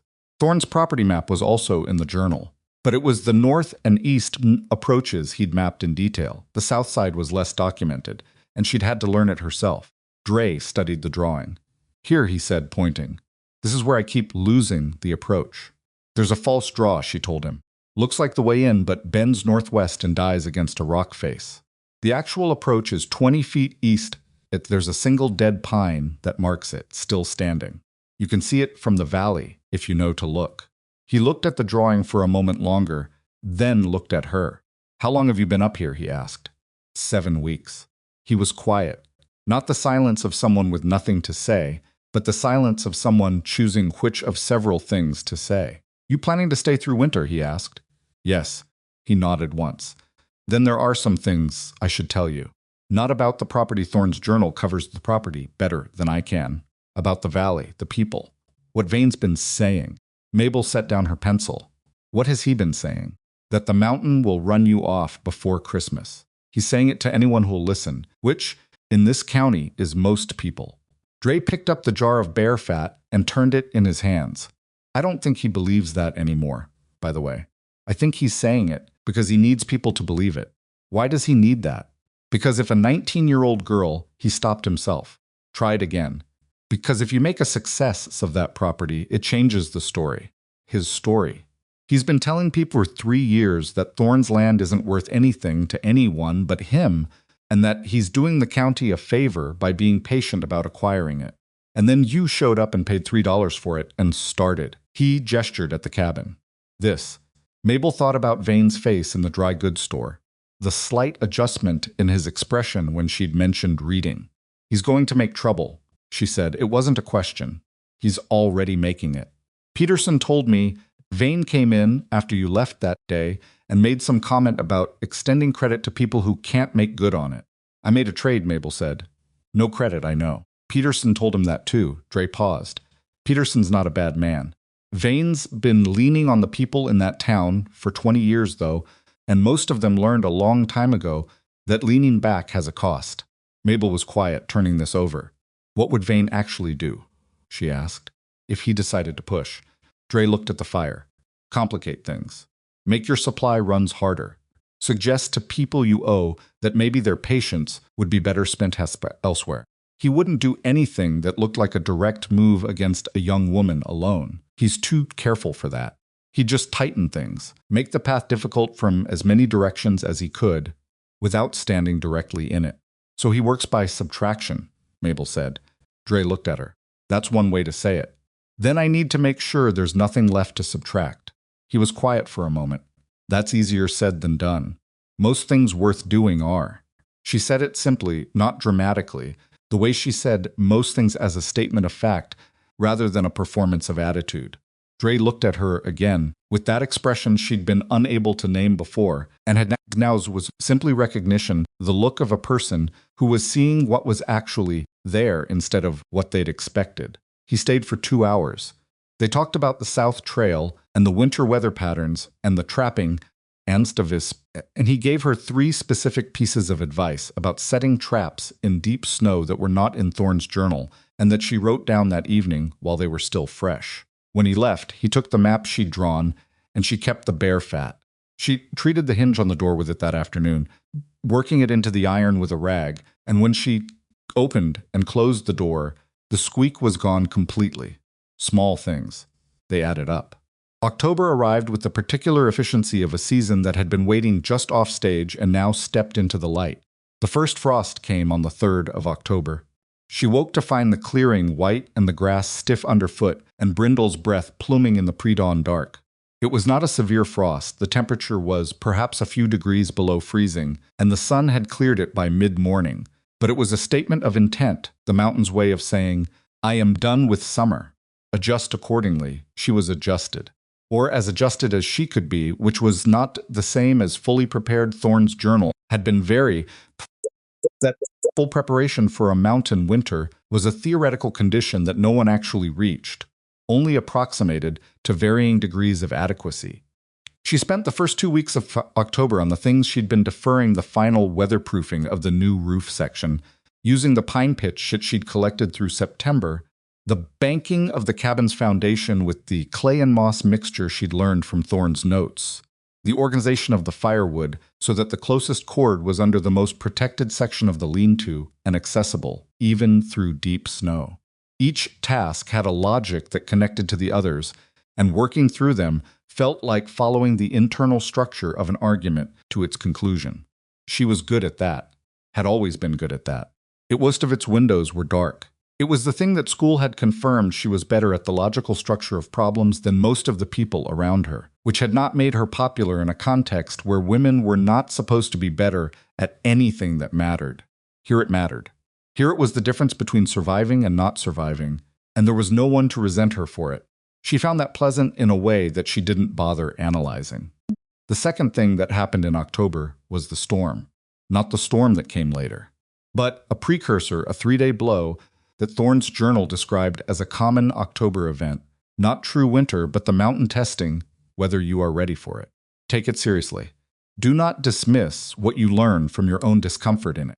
She had been taking it seriously for weeks, which turned out to matter when the blow arrived on a Tuesday morning as a sky going rapidly gray from the northwest and a wind that had gone from absent to insistent to genuinely fierce within the space of about 2 hours. The temperature dropped 20 degrees in a morning. The rains that had started at midday became sleet by as early afternoon and was making a serious effort toward snow by the time she got Brindle fully sheltered and herself back inside. She spent 3 days feeding the fire at regular intervals, monitoring the firewood consumption, monitoring Brindle, monitoring the structure of the cabin for any new stress that the wind load was revealing. There was one section of the new roof where she heard a sound she didn't like in the strongest gusts, a flex in the timber that told her one of the new rafters might need an additional fastening point when conditions allowed. She ate. She slept in intervals. She read Thorne's journal in the evening firelight. She was not comfortable. exactly the temperature inside the cabin with the fire. Well-fed stayed adequate, but not warm. And she wore every layer she owned in a stack, and still felt the cold at her extremities when she wasn't moving. But she was fine. Genuinely fine. Not the fine she'd told Brindle to reassure the mule. She had food and fire and a solid roof, and the knowledge, accrued over 10 weeks of work, that she had built this situation specifically to withstand exactly this. The storm was not a surprise. An exam she had been studying for. She passed it. When the weather broke on the fourth morning and the sky went to the particular sharp blue that follows storms in high country, she walked outside into 4 inches of wet snow and stood in it with her face up to the cold sun and felt something she could only describe as settled. Like the first real argument of winter had been made and answered. She fixed the rafter, fastening that afternoon. She was reading Thorne's journal on a Friday evening in late October, a section near the end she hadn't gotten to before, written in the autumn of his final year on the mountain, when she found the page that stopped her. She had read most of the practical material twice by now, and the earlier personal sections once through. The final entries she'd been approaching with a kind of care she didn't fully examine, because she understood that they were the entries of a man who was deciding to leave, and who had known it was the last thing he was going to write here, and that felt like something to treat carefully. The entry was dated October, no specific day, just October late. I've been thinking about the Riverstone. I found it 7 years ago in the South Creek when I was pulling water after a flood had moved the channel. It is unremarkable, as a stone smooth, dark, the right weight for a hand. I have carried it since because it has the quality of something that simply is. Not useful in the functional sense. Not beautiful in any meaningful way. Just present, solid. A thing that knows what it is. I have been many things in my life. Some of them useful. Some of them good. Some of them neither. I have been lost and found and lost again, and the finding was always harder than the losing, which seems backward, but is in fact exactly how it goes. I want whoever finds this place to have the stone. Not because it has value. Because the feeling of it in the hand is the feeling of something that cannot be taken from you, not by circumstance, not by other people's opinions, not by the sum of everything you have lost. That feeling is what I want to leave. The rest is just tools. Mabel closed the journal. She sat for a long time with the fire burning down in front of her. Outside, the wind was working the timber again, not with storm force, just the persistent, conversational wind of a mountain night in late October. She reached into her coat pocket. The Riverstone was warm from her body heat. She turned it in her fingers, feeling the shape of it, the particular weight, the smoothness, the specific solidity that Thorne had described as being its only meaningful quality. Something that cannot be taken from you. She thought about Thomas Rourke's farm disappearing to a bank. She thought about $3 silver as compensation for a life's work. She thought about the auction yard in Hollow Creek, the laughter, the calculation in Vane's eyes. She thought about the 10 weeks she'd spent on this mountain and what they had made of her, what she had made of them, and most of its windows were dark. Then she built the fire back up and went to bed, and when she was lying under the stacked blankets listening to the wind, she did not feel small inside the mountain's enormity, which was not something she'd been sure she could say when she'd first arrived. She felt, for the first time she could remember, correctly sized. The real storm came on a Wednesday in the second week of November. She almost missed the warning. Not because Thorne hadn't documented it. He had, extensively, describing the specific quality of the sky in the 12 hours before a serious mountain blizzard, a particular yellow-gray light at dawn, a drop in wind that felt like relief, but was actually absence before an assault, the behavior of birds going quiet and purposeful and down into the timber in mid-morning when they should have been active.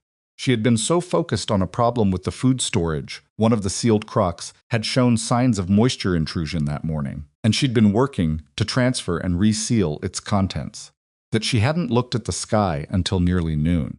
When she did, she stopped what she was doing. The sky to the northwest was the color of a fresh bruise and moving, not gradually.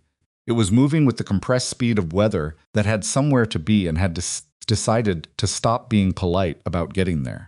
The wind, which had been absent since dawn, came back in a single gust that hit the clearing and made Brindle throw her head up and turn sideways and exhale hard through her nose. Mabel did the calculation. She had 2 hours, maybe less. She did not panic, which she considered later to be one of the more significant things she'd ever managed, because what she saw stand that guy was genuinely frightening, and the fear was a real physical thing, a cold wire through her chest, and she put it aside with the deliberate intention of someone who has learned that panic costs time you don't have, and she started moving. Brindle first. The mule into the sheltered lean to that Mabel had extended and reinforced specifically for winter use, secured with 2 ropes rather than 1, hay and water enough for 3 days, because that was the estimate from the journal for a serious late fall blow, and she didn't want to underestimate it. The lean to structure held. She checked every joint, every lashing, every supporting pole, and it held. Then the cabin. Firewood moved from the stack to the interior, not the quantity she would usually bring in, but everything she could carry in the time remaining. Extra blankets. Every lamp filled. The water crock filled from the basin before the weather shut down access to the spring. The door she drove 2 additional wedges into the additional wooden wedges into the door frame from the inside, because Thorne had noted that heavy mountain storms could create pressure differentials that would defeat a regular latch. She was driving the second wedge when she heard the sound. It came from outside and uphill from the direction of the main trail. Her first thought was that the storm was making sounds she hadn't heard before, which was a reasonable thought since she had not yet been through a serious mountain storm on this property. She stood with the hammer in her hand and listened. It came again. Not the storm, a human voice, more than one. She couldn't make out words. The wind was already up to a level that compressed distance and direction into something unreliable. But the pattern of sound was unmistakably human. The specific irregular rhythm of people calling out rather than talking. The sound of people in trouble. Mabel stood at the door of the cabin with her hand on the latch. The storm was not yet at full force, but it was coming. She could see the wall of it across the valley, below an actual visible wall of gray moving up the mountain's face. Still 20 minutes away, but moving with the certainty of something that did not negotiate. The temperature had already dropped 8 degrees since noon. In another hour it would be impassable out there, or close to it. She thought about Thorne's journal. He had not written about this specific situation, but he had written about the mountain's capacity for the unexpected, and he had written about what he called the only real question, that a life alone teaches you to ask, not what will happen, but what kind of person you are going to be while it happens. She put on every layer she owned in under 2 minutes. She tied a length of rope from the cabin door to the main anchor log on the uphill side of the clearing, 100 feet of rope that she'd leave taut so she could find her way back if visibility dropped to nothing. She took the axe handle in her left hand because it was long enough to probe the ground ahead of her, and she had no idea what the snow underfoot was going to be like on the trail. She opened the door. The cold hit her like something with intent. She went out into it. The trail was slick with the fast-falling sleet that preceded the snow, and the light was already going gray-yellow in the way Thorne had described, that particular pre-storm light that made everything look flattened and wrong. She called out twice as she moved uphill, loud enough to be heard over the wind, and waited each time for a response. The second time she got one. She followed the sound adjusting direction twice when the wind shifted and tried to mislead her, and found them 50 yards uphill from the cabin in the cover of a boulder that had stopped them from being completely exposed to the full force of the weather. A man, a woman, a child of perhaps 6 or 7. The man was on his feet, but barely she could see the particular quality of cold in his movement, the beginning of the disconnection from sensation that Thorne had written about, with the seriousness of someone who had seen it happen. The woman's was seated against the boulder, with the child pressed against her front, her coat open and wrapped around the boy, giving him her heat at the cost of her own. Her face, when she looked up at Mabel, had the expression of someone who had very recently stopped believing rescue was coming. "How long have you been out here?" Mabel asked. "Since mid-morning." The man's voice was slow. "Trail sign, we lost the trail sign in the sleet. The boy fell on the slope." She looked at the child. He was moving, his eyes open, but he was inside his mother's coat, and the color around his mouth was the gray-white she did not want to see. "Can you walk?" she asked the man. "Yes, can she?" He looked at his wife, Eleanor. "I can walk," the woman said, and her voice was steadier than Mabel expected, which was good, but standing was going to be the test. and she waited to see it. Eleanor stood. She staggered once and caught herself against the boulder, and the child shifted in her arms, and she got her feet under her. Good, Mabel said. We're going downhill. I have a rope to the cabin. Stay close to me and put your hand on my shoulder. If you can't see, do not stop moving. If you need to stop, tell me, because if you stop without telling me, I won't know. The man nodded. His name, she learned in the brief, shouted exchange that followed, was Daniel Webb. His wife was Eleanor. The boy was Henry. And Henry, when Mabel looked at him directly, looked back, eyes that were alert and frightened and very young. We're going to a warm place, she told Henry. He nodded. His lips were the wrong color. She turned and started moving. The rope saved her twice. The first time was when the snow began in earnest, about halfway between the boulder and the cabin, not the gentle building snow of a normal fall, but the immediate, dense whiteout of a serious mountain storm. The kind that reduced visibility to arm's length and removed landmarks with the completeness of a door slamming. She found the rope with her hand and held it, adjusting direction, pulling them all slightly left of where her sense of direction said to go. Her sense of direction had been wrong. The rope was right. The second time was when Daniel Webb went down. He had said he could walk, and he had been walk and the calkim, but the cold and the slope and whatever the last 8 hours had cost him in reserves caught up with him at once, and he went down on his knees on the slick trail with a sound that was part stumble and part pure exhausted failure. Mabel had the rope in one hand, and she grabbed his coat with the other and held him, held the weight of him, which was the full weight of a grown man who had stopped helping himself. And she was a large woman with strong arms, and she held him. Get up, she said, not unkindly, just clearly. I can't, he said. You can. Your wife can see you. Your boy can see you. She kept her grip on his coat. Get up. He got up. The cabin appeared out of the white, the dark rectangle of its shape visible first, then the faint glow of the banked fire through the single small window, then the door, solid and real and shut against the storm. She got them through it. Inside, the heat from the hearth hit them like a physical thing. Eleanor made a sound she probably didn't know she was making. Most of its windows were dark. Henry, transferred from his mother's arms to the pile of blankets Mabel pulled from the sleeping corner, curled into them and stayed still in the way of a child who was simply, finally, safe. Mabel built the fire up fast and hard. She heated water. She pulled out the dried herbs yarrow, which Thorne had listed for cold exposure, and the dried chamomile for the child. Most of its windows were dark. She didn't know medicine the way a physician did, but she knew what she had, and she knew what Thorne had written about each of these, and she worked with what she had because it was what there was. Where were you going? She asked Daniel, while Eleanor was warming her hands against a cup of hot water. Trying to reach the valley south of here, he said. We heard there was work there. In November, he looked at her. He was a young man not much older than her. She realized now that the cold was leaving his face. Maybe 24, 25. He had the particular expression of someone who had been making decisions under pressure for long enough that he'd stopped second-guessing them, which she recognized.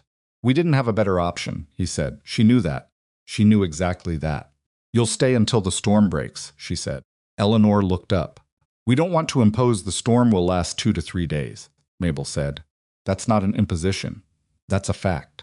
Eleanor looked at the fire, at the herbs steeping in the water, at her son, who had fallen asleep in the blankets with the completeness of a child who had been running on fear for hours and had finally been given permission to stop.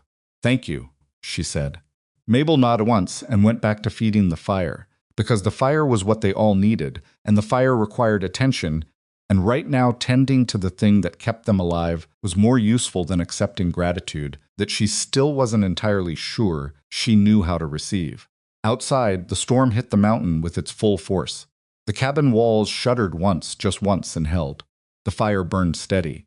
Mabel sat between the hearth and the door, and she listened to the storm do everything it could to the outside of the thing she had built, and she watched it fail, and she did not think about Vane's voice in the dry goods store, the certainty in it, the comfortable weight of a man who had been right about everything for so long, that being wrong no longer seemed like something he needed to account for.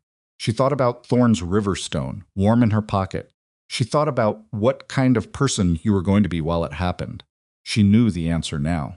She had known it, she thought, since she'd walked out the cabin door into the cold with a length of rope and an axe handle toward a sound that might have been nothing, in a storm that was about to become everything. The kind of person who went out. That was the answer. That had always been the answer. The storm ran 3 days and 2 nights. Mabel had expected 2 days based on Thorne's journal estimates. And the third day was the kind of surprise that a mountain delivers not out of malice, but simply out of the indifference of weather systems that do not consult journals before they move. By the morning of the third day, she had recalculated the firewood consumption twice and determined that they were fine, not comfortable, not with margin to spare, but fine provided the storm broke before the following morning. It broke that afternoon. The silence that followed a serious mountain storm was one of the things Thorne had written about that she hadn't been able to fully imagine until she experienced it. It wasn't quiet. Exactly, the timber still shed accumulated snow in periodic crashes, and the wind made occasional gestures toward its former authority before conceding, but the quality of the air changed. The pressure shifted. The light through the small window went from the flat gray of the storm to the particular clean white of post-blizzard sunlight on snow, and when that light came in and hit the interior of the cabin, Henry Webb woke up from a sleep that had occupied most of the storm's duration and looked at it and said, "Is it done?" "It's done," Mabel told him. He sat up in the blankets and looked around the cabin with the specific curiosity of a child whose fear has been fully discharged and who is now simply interested in his surroundings. He looked at the herb bundles on the ceiling and the iron traps on the wall and the tin box on the hearth shelf and Brindle's shape visible through the small window in the lean-to partition Mabel had built. "Is that a horse?" he asked. "Mule." "What's her name?" "Brindle." He considered this. "Is she friendly?" "Friendly enough," Mabel said. "She doesn't like people very much, but she tolerates them." Henry looked at her with the frank evaluative gaze of a 7-year-old who was not sure whether this was a joke.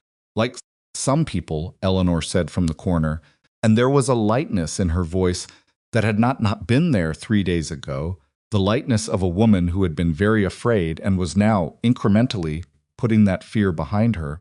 Daniel Webb was already on his feet, which was characteristic of the man, as Mabel had come to understand him over 3 days in close quarters.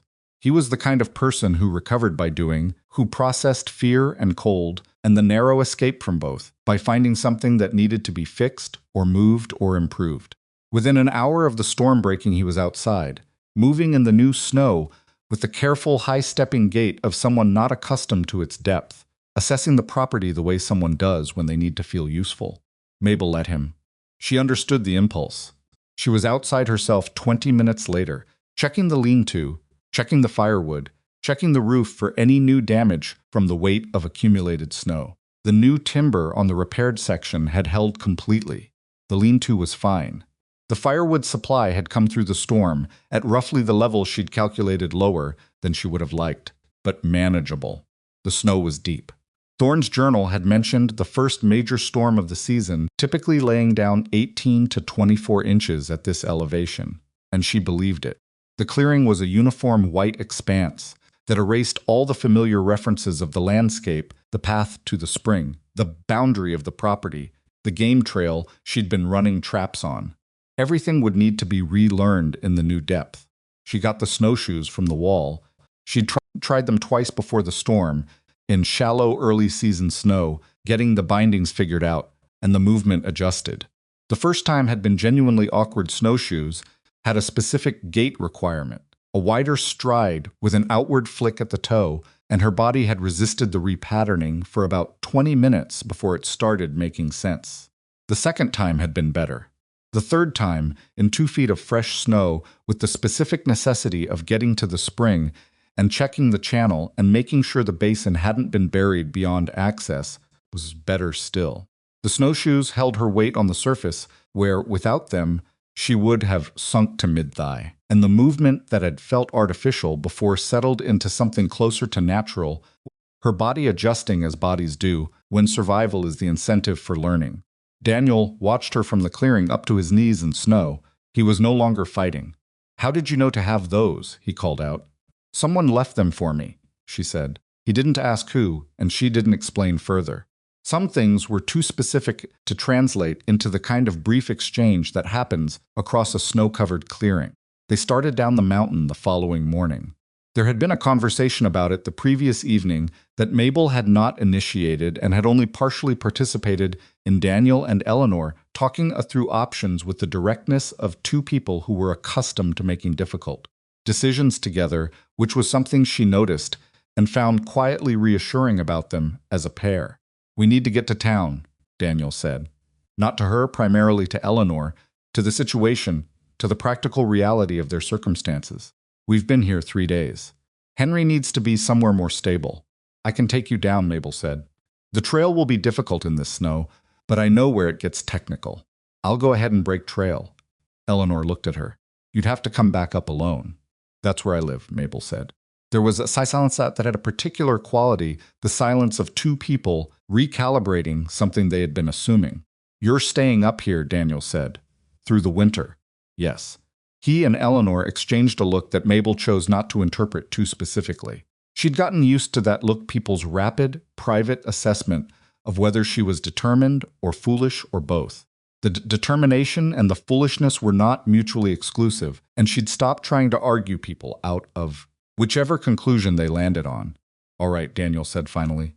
"We'd be grateful for the help down the trail."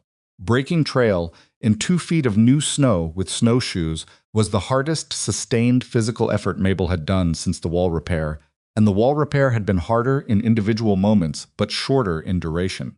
Most of its windows were dark. This was 2 miles of steady work, thus compressing a path that the webs could follow in her wake without going into their waists. Mabel moving ahead and then waiting, moving and waiting, reading the trail beneath the snow by the memory of it she'd built over 12 weeks of walking it in all conditions. She lost the path twice. The first time she recognized it within 50 feet, a specific configuration of rocks she knew sat beside the trail at a particular bend, visible even through the snow as a shape rather than a surface. The second time it cost her almost 10 minutes of slow probing with the axe handle before she found the trail's firmness beneath the white. And during those 10 minutes, she was aware of the webs, standing in the trail behind her, Henry on Daniel's back now. Eleanor, with her arms wrapped around herself, all 3 of them waiting on her to figure it out. She figured it out.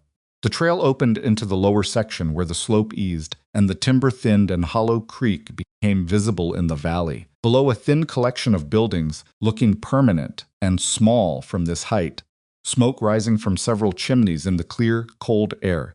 She stopped there and looked at it. Hollow Creek. The place she'd arrived in with a flour sack and $3 silver, and the accumulated judgment of a crowd that had looked at her and seen the joke. She had not been back since the supply run in September. It had been, she realized, almost exactly 2 months. "We can make it from here," Daniel said, coming up beside her.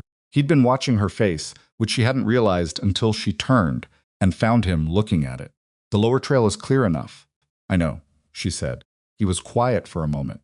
He had a quality of quietness that she'd observed over 3 days. Not the quietness of someone with nothing to say, but of someone who thought before he spoke, which she had found unexpectedly comfortable in the close quarters of the storm. "What you did," he said.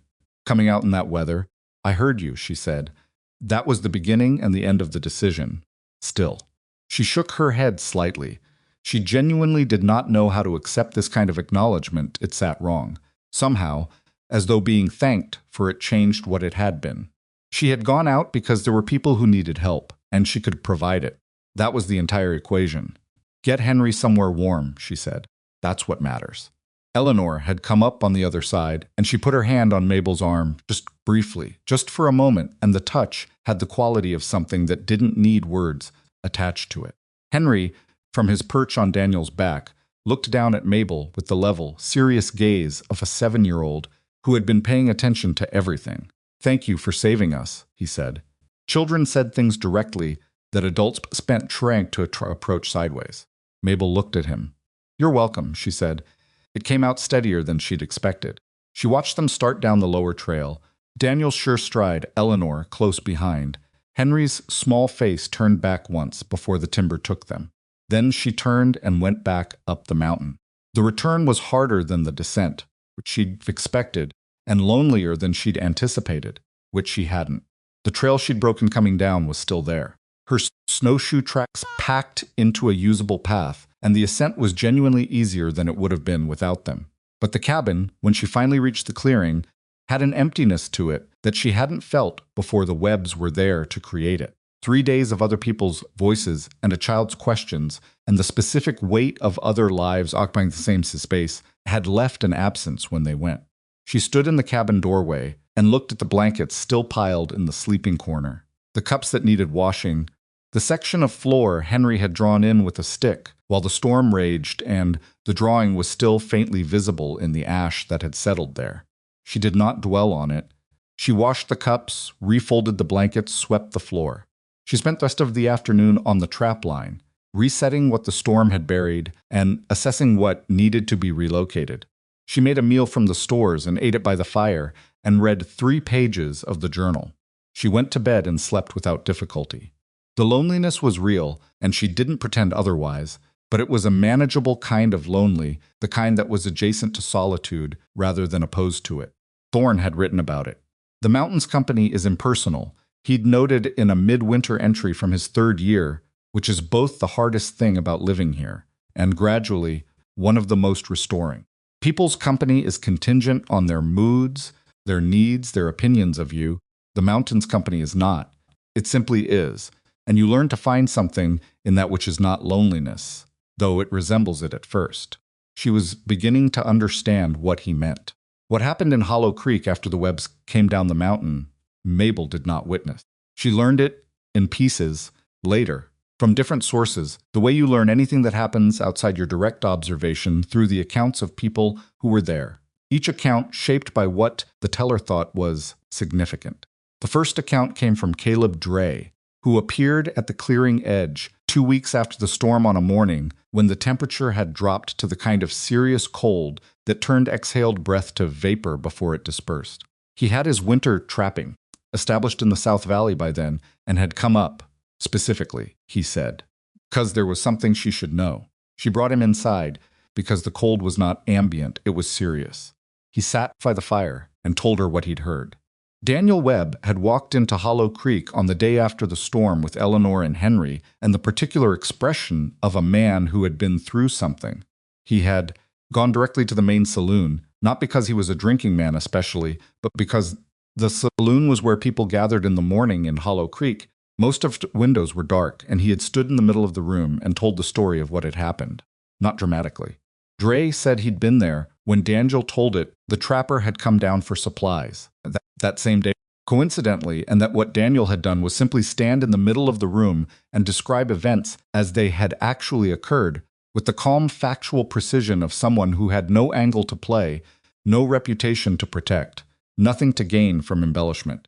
He described finding the trail, losing it in the storm, the fall that had hurt Henry's knee. He described the boulder where they'd sheltered. He described the cold taking hold, the way it gets specific and directional, how it was Eleanor losing feeling in her feet that had frightened him most. He described hearing a voice from downhill through the storm and not being sure it was real. He described Mabel coming toward them through the whiteout. A large young woman, he said, in a coat that had been repaired twice in recent months and boots that were wrong for the conditions, but had brought her out regardless. With a rope tied back to a cabin she'd apparently built mostly herself, and an axe handle in one hand, and no apparent uncertainty about the fact that she was walking into a serious mountain storm to reach 3 strangers she'd never met. The saloon was quiet when he finished, Dre said.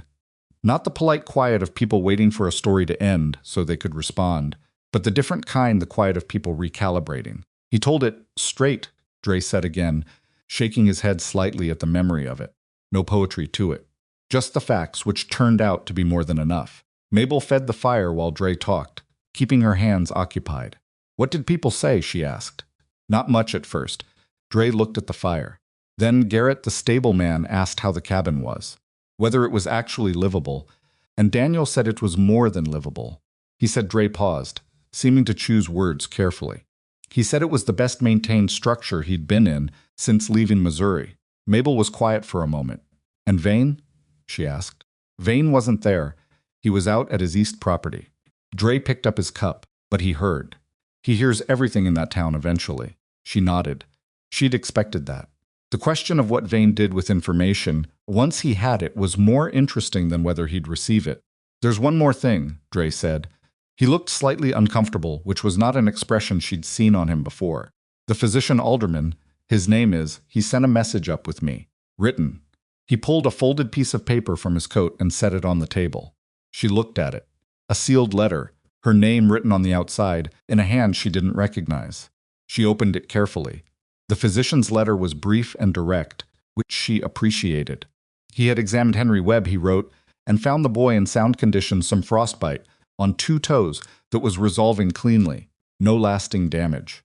He wished to convey his professional assessment that without shelter being reached when it had been, the outcome might have been significantly different.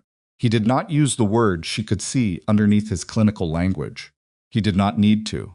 He also wished, the letter continued, to ask if he might visit the property in spring, as he had heard from multiple sources that the medicinal stores there were substantial, and he was interested in discussing whether there might be a useful arrangement regarding the dried herbs which were difficult to obtain reliably in this region.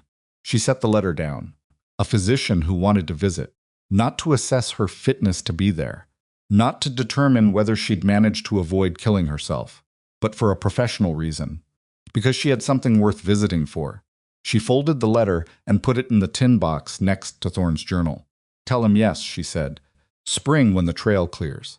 Dre nodded. He stood to go, pulling his coat back on against what was waiting outside the door. "One more thing," he said with the tone of someone who has been debating whether to say something. "Garrett told me Vane came into his stable the day after the Webbs came down. Asked about the mule." Mabel went very still. What about her? Whether he'd sold her or lent her, or what the arrangement was. Garrett said it was a debt situation, that you'd offered labor and trade goods against Brindle's value. Dre looked at her steadily. Vane offered to buy out the debt.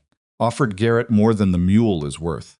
The cold wire through her chest that she recognized as the specific fear response of someone who understood exactly what a threat looked like, even when it was wearing a business transaction's clothing. "What did Garrett say?" she asked. Dre's expression shifted into something she hadn't seen on him before, a small, contained satisfaction.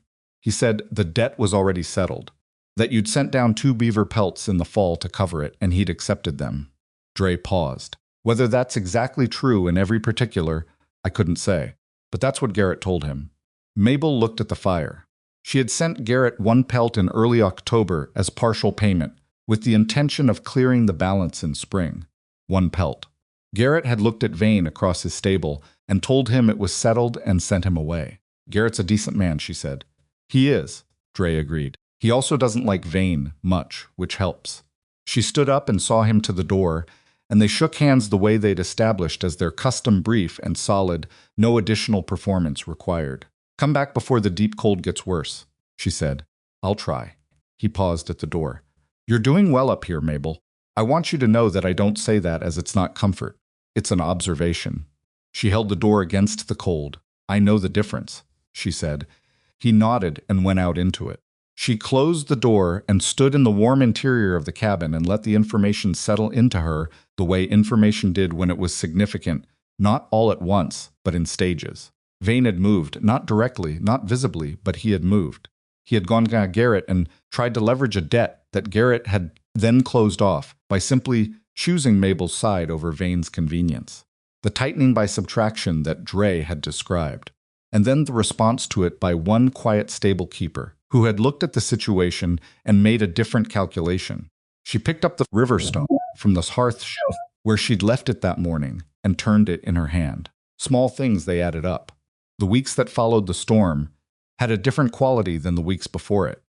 Mabel noticed at first in herself a change in how the work felt. Before the storm, the work had been driven largely by a combination of necessity and stubbornness. The relentless pressure of getting things done before winter made them impossible. After the storm, something had shifted into a lower gear. Not less work, there was always more work, but work that felt less like racing and more like inhabiting. Like she had windows were dark, like she had passed through something and come out the other side into a different relationship with the place. Thorne had written about this too, in a late autumn entry from his second year, I notice that the mountain no longer feels like a thing I am surviving. It feels like where I live.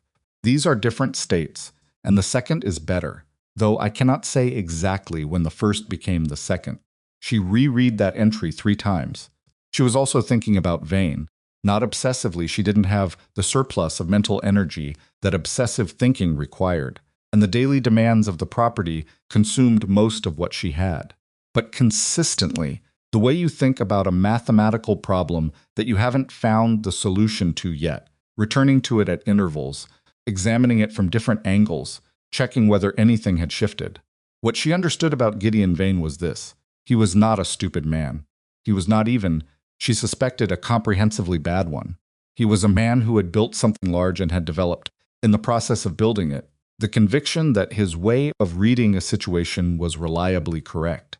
The laugh in the auction yard had been the laugh of a man who saw a pattern. He recognized a young woman with no resources, no connections, no realistic plan, and confidently predicted its outcome. He had been wrong. What she was trying to understand was what he would do with being wrong.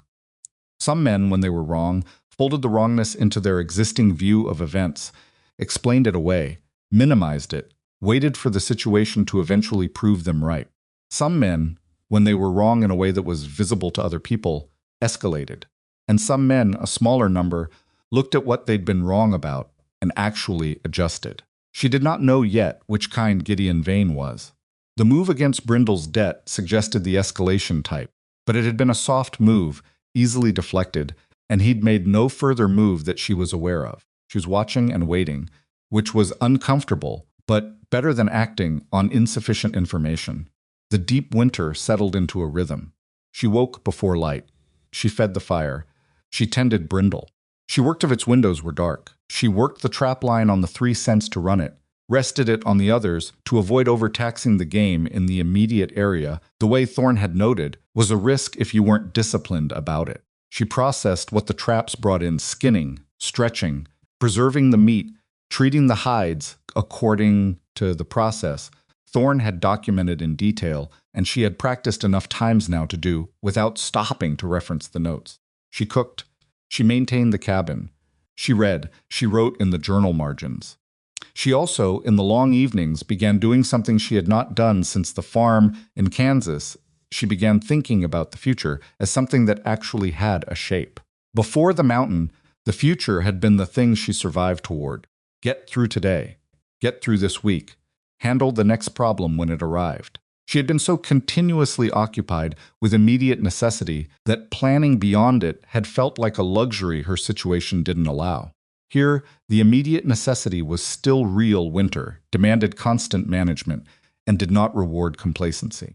But it was manageable necessity, and within it there were evenings when the fire was well fed, and the cabin was warm, and the work was done, and she could sit with the tin box open on the table and look at the seed packets and actually think about spring. Thorne had written about planting in some detail which areas of the clearing got the most sun, how to read the soil at this elevation, the specific timing challenges of a growing season that started later and ended earlier than the valley below. She had spent enough time walking the property. Now that his descriptions of specific locations made sense to her, she could picture exactly the southeast corner he meant when he wrote about it, could understand why he'd chosen it for the beans. She began making notes of her own on a separate piece of paper. Not a formal plan. She knew better than to make formal plans for things that depended on conditions she couldn't control yet. More like a set of intentions. Things she was moving toward. She wanted to expand the garden. Thorne had grown enough to supplement his trapping income, but not enough to produce a real surplus. She thought she could do more with the southeast exposure if she cleared another 20 feet of the tree line. Careful clearing, leaving the windbreak intact, just opening the light. She wanted to properly map the property. Thorne's map was good for the main features but rough on the boundaries, and she'd found, in her months of walking the 40 acres, several details he hadn't documented: a second small water source on the eastern slope that ran intermittently, a section of stone outcrop where the granite had the same quality as his hearth material. She wanted to pay Garrett properly in spring. The pelt she'd sent had been a gesture. The actual accounting required more, and she intended to clear it. She wanted its windows. She wanted to write to Caleb Dre with questions about the South Valley arrangement he'd mentioned, about work possibilities during the summer months, about how a person at this elevation built the kind of trade relationships that made a homestead sustainable long-term rather than just survivable in the short term. She wrote these things down in small, economical writing on the back of the paper she'd been using for supply calculations. Not ambitions exactly, directions, things she was moving toward. She put the paper in the tin box with the letter from the physician and the seeds and the river stone, and she closed the lid, and she went to bed. January was the month Vane came. Not to the mountain, not yet. But his presence arrived in the form of a legal notice that Dre brought up in late January when he made his second visit of the winter, folded carefully inside an oilskin pouch to protect it from the weather.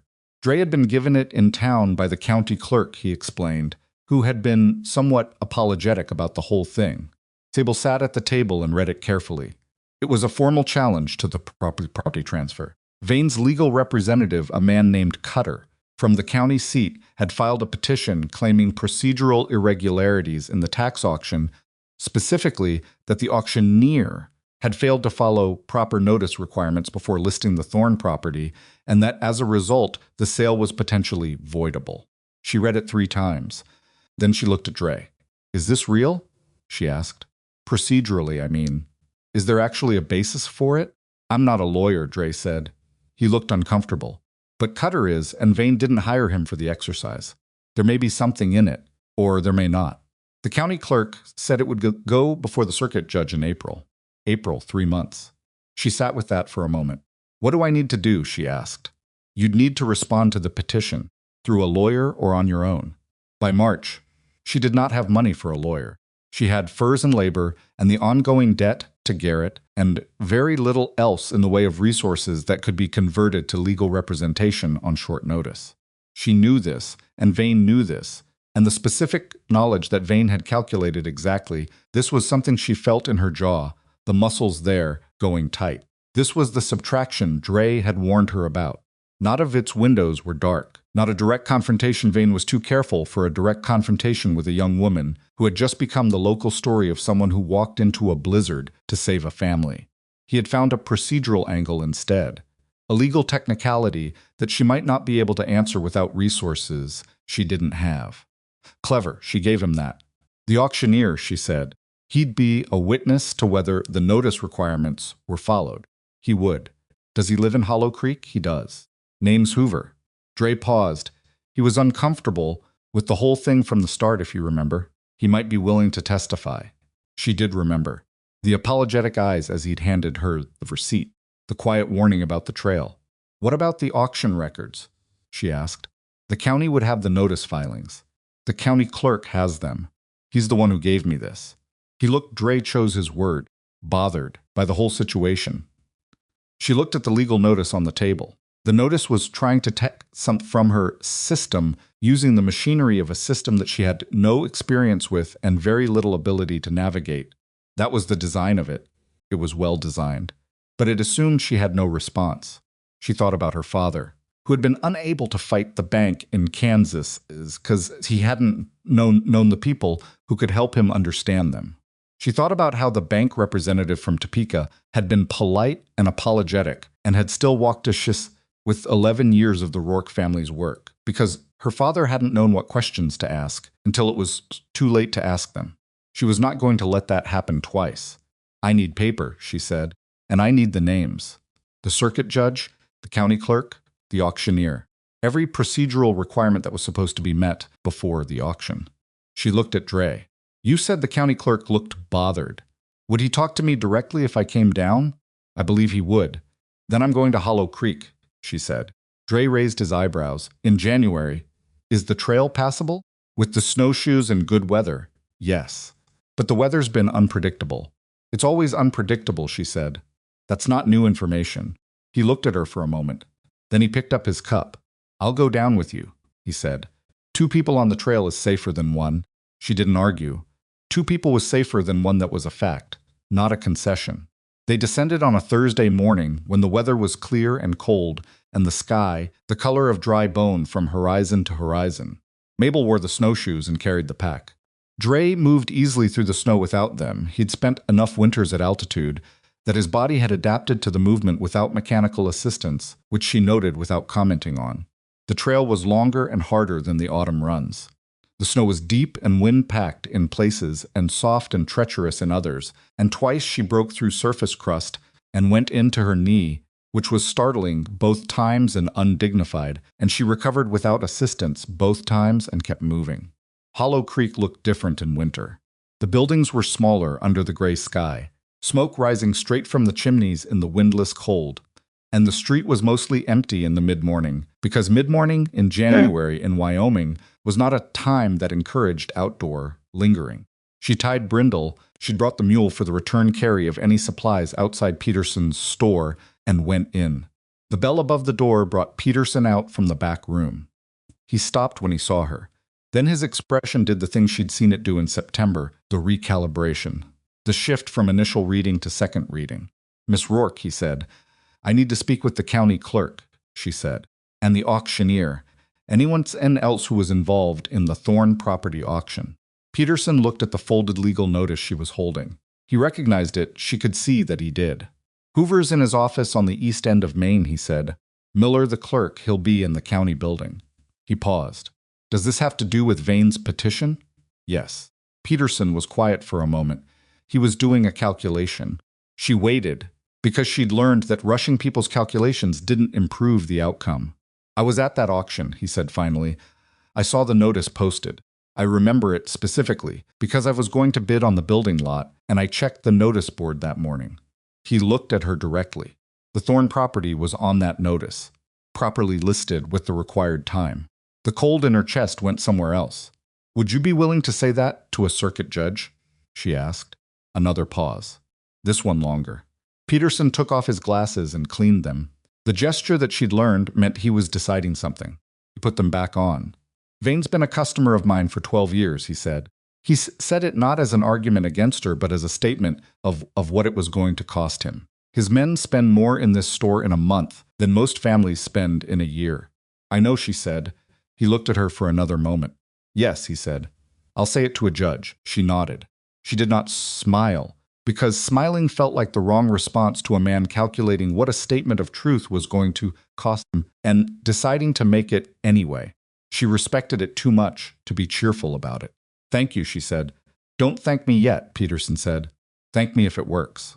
She found Hoover in his office and Miller in the county building, and both conversations had the same quality as the one with Peterson. Two men looking at a legal challenge they found distasteful, and deciding one by one to say what they'd actually seen. Miller pulled the original auction notice, filing without being asked, and laid it on his desk and showed her the date stamp, late dent, and the required posting confirmation with the expression of a man who had been waiting for someone to ask. "It was filed correctly," he said. "Every requirement met. I processed it myself. And Cutter knows this?" she asked. His expression was the careful neutral of a county employee, commenting on a county matter. "Mr. Cutter has access to the same records I do," which meant Cutter knew, which meant Vane knew, which meant the petition was not based on a good faith belief that the auction had been improper. It was a legal maneuver designed to cost her time and money she didn't have, and it had been filed by a man who understood perfectly well that it was baseless. She sat with that in Miller's office for a long moment. Then she wrote out a response to the petition longhand at Miller's desk, with the county clerk's filing records spread in front of her and two witnesses' names written in careful letters at the bottom, along with her own. Miller witnessed her signature. He also, without being asked, made a copy of the filing records and attached them to her response as evidence. "For the judge's file," he said in the tone of a man who was doing exactly his job and nothing more, and was perfectly aware that his job, done exactly and completely, was the most useful thing he could do. She filed the response before noon. She was back on the trail to the mountain by early afternoon, Brindle loaded with the supplies she'd collected from Peterson, who had given her a careful but real credit arrangement with her next for delivery as collateral, and Dre moving steadily at her side through the long afternoon light. "How did it go?" he asked, when they'd cleared the lower section of trail and the trees had closed around them. "The auction was properly noticed," she said. 3 witnesses, documented records, county clerk's confirmation. Vane's lawyer knew that when he filed, Dre was quiet for a moment. That'll be an interesting conversation when it gets in front of the judge. It will, she said. She didn't say it with satisfaction or tried not to. Satisfaction seemed premature. Vane was not a man who accepted a single setback as the end of the matter, and she understood that. But she had done what she could do with what she had, and she had done it within 3 days of receiving the notice, and that was not nothing. The mountain came up around them as they climbed, the timber deepening, the air going colder and quieter. By the time the clearing appeared ahead, the light had gone to the low gold of late afternoon, and the smoke from the banked hearth fire rose thin and straight from the chimney into the still air. Her cabin, her clearing, her property. She had bought it for $3 silver because no one else thought it was worth anything. She was beginning to understand, with a specificity she hadn't had before, exactly what it was worth. Dre left before dark, heading back down the south trail to his winter camp. She tended Brindle, built the fire up, ate what she had, and thought about what came next. The petition response was filed. The witnesses were named. The records were attached. Whatever Gideon Vane did in April, he was going to have to stand in front of a circuit judge and explain why his lawyer had filed a claim that 4 county residents and the county-owned records contradicted. She put the river stone on the table in front of her and looked at it for a while. Thorne's voice in her head, not literally, but the version of it she'd constructed from his journal, the specific cadence of his written thoughts. The only real question a life alone teaches you to ask is not what will happen, but what kind of person you are going to be while it happens. She had been, she thought, the kind of person who found the records, who asked the right questions, who didn't wait for someone else to do it. She picked up the stone and put it in her pocket. Outside, the mountain was dark and still and cold and entirely indifferent to Gideon Vane's petition. She thought that was about right. February on the mountain was the month that tested whether January had broken you. January had its violence, the storms, the cold that arrived with the blunt force of something that didn't need to be subtle about what it wanted. But February was different. February was attrition. The cold by February was not dramatic. It was simply constant, a fact of the air rather than an event, and the accumulation of weeks of darkness and isolation, and the same walls and the same routines started doing something to a person's internal architecture that the acute crises of January hadn't managed. Mabel noticed it first in small ways. The mornings when getting out of the blankets required more internal negotiation than it had in November. The evenings when she sat by the fire and found her mind going not to the journal or the planning paper or the practical questions she needed to solve, but to nothing, a kind of suspension, the mental equivalent of water that has stopped moving. She recognized this as something to pay attention to without making too much of it.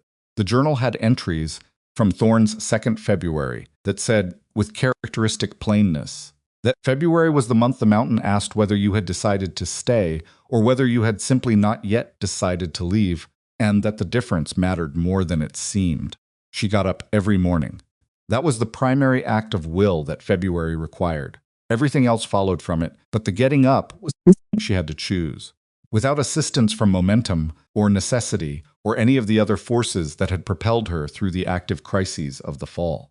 In February, there was no wall to repair, no storm to outlast, no trail to break. There was just the getting up and the keeping on, which sounds simple and is not simple, and anyone who has spent a serious winter truly alone understands that the simplicity of it is the hardest part. She kept getting up. She ran the traps. She maintained the firewood supply. She read and wrote and thought. She had a system now for the evenings that she'd developed almost without noticing an hour of Thorne's journal, then her own notes, then the planning paper, where she was slowly building the spring's intentions into something specific enough to act on. The system was not exciting. It was sustaining, which was what February required. She also wrote letters. This was something she hadn't done since Kansas, since the world she'd had before consisted of people she could speak to directly. Now she had correspondents she couldn't reach in person, and writing to them turned out to serve the same function that talking to Brindle served. It forced her to externalize what was happening inside her head, to put it in sentences, to discover what she actually thought about things by the process of trying to express it. She wrote to Caleb Dre at his South Valley camp, care of a trading post he'd mentioned. She wrote about the petition and the response she'd filed and what she'd found in the county records. She asked about spring trapping in the South Valley and whether there was a market he used for pelts that she might access. She also asked, and this cost her a certain amount of internal debate before she wrote it, whether he knew of anyone who might be interested in taking on summer work at the property, because she was planning to expand the garden clearing, and the work would be too much for one person to do at the pace she'd need. She wrote to Daniel Webb, care of the Hollow Creek Saloon, where he'd said he might leave a message. She told him Henry's drawing in the ash had washed away, but she remembered the general shape of it, which was a horse, or possibly a very large dog. She told him the cabin had come through the winter well. She did not tell him about the petition, because it wasn't his problem and she didn't need him to worry about it. She wrote to the physician, Dr. Alderman, confirming his spring visit and asking specifically what medicinal plants he was interested in assessing so she could begin the inventory before he arrived. Writing the letters helped. Not because they were answered quickly, they weren't. The winter made regular communication with the valley difficult, and she wasn't expecting replies before March at the earliest. But the act of writing them put her into relationship with people even when those people were miles away and unreachable. And that was something February was specifically designed to deprive you of. She was not going to let February take what it was designed to take. March announced itself the way a person enters a room they have every right to enter without asking, but with a change in the quality of the air that preceded them.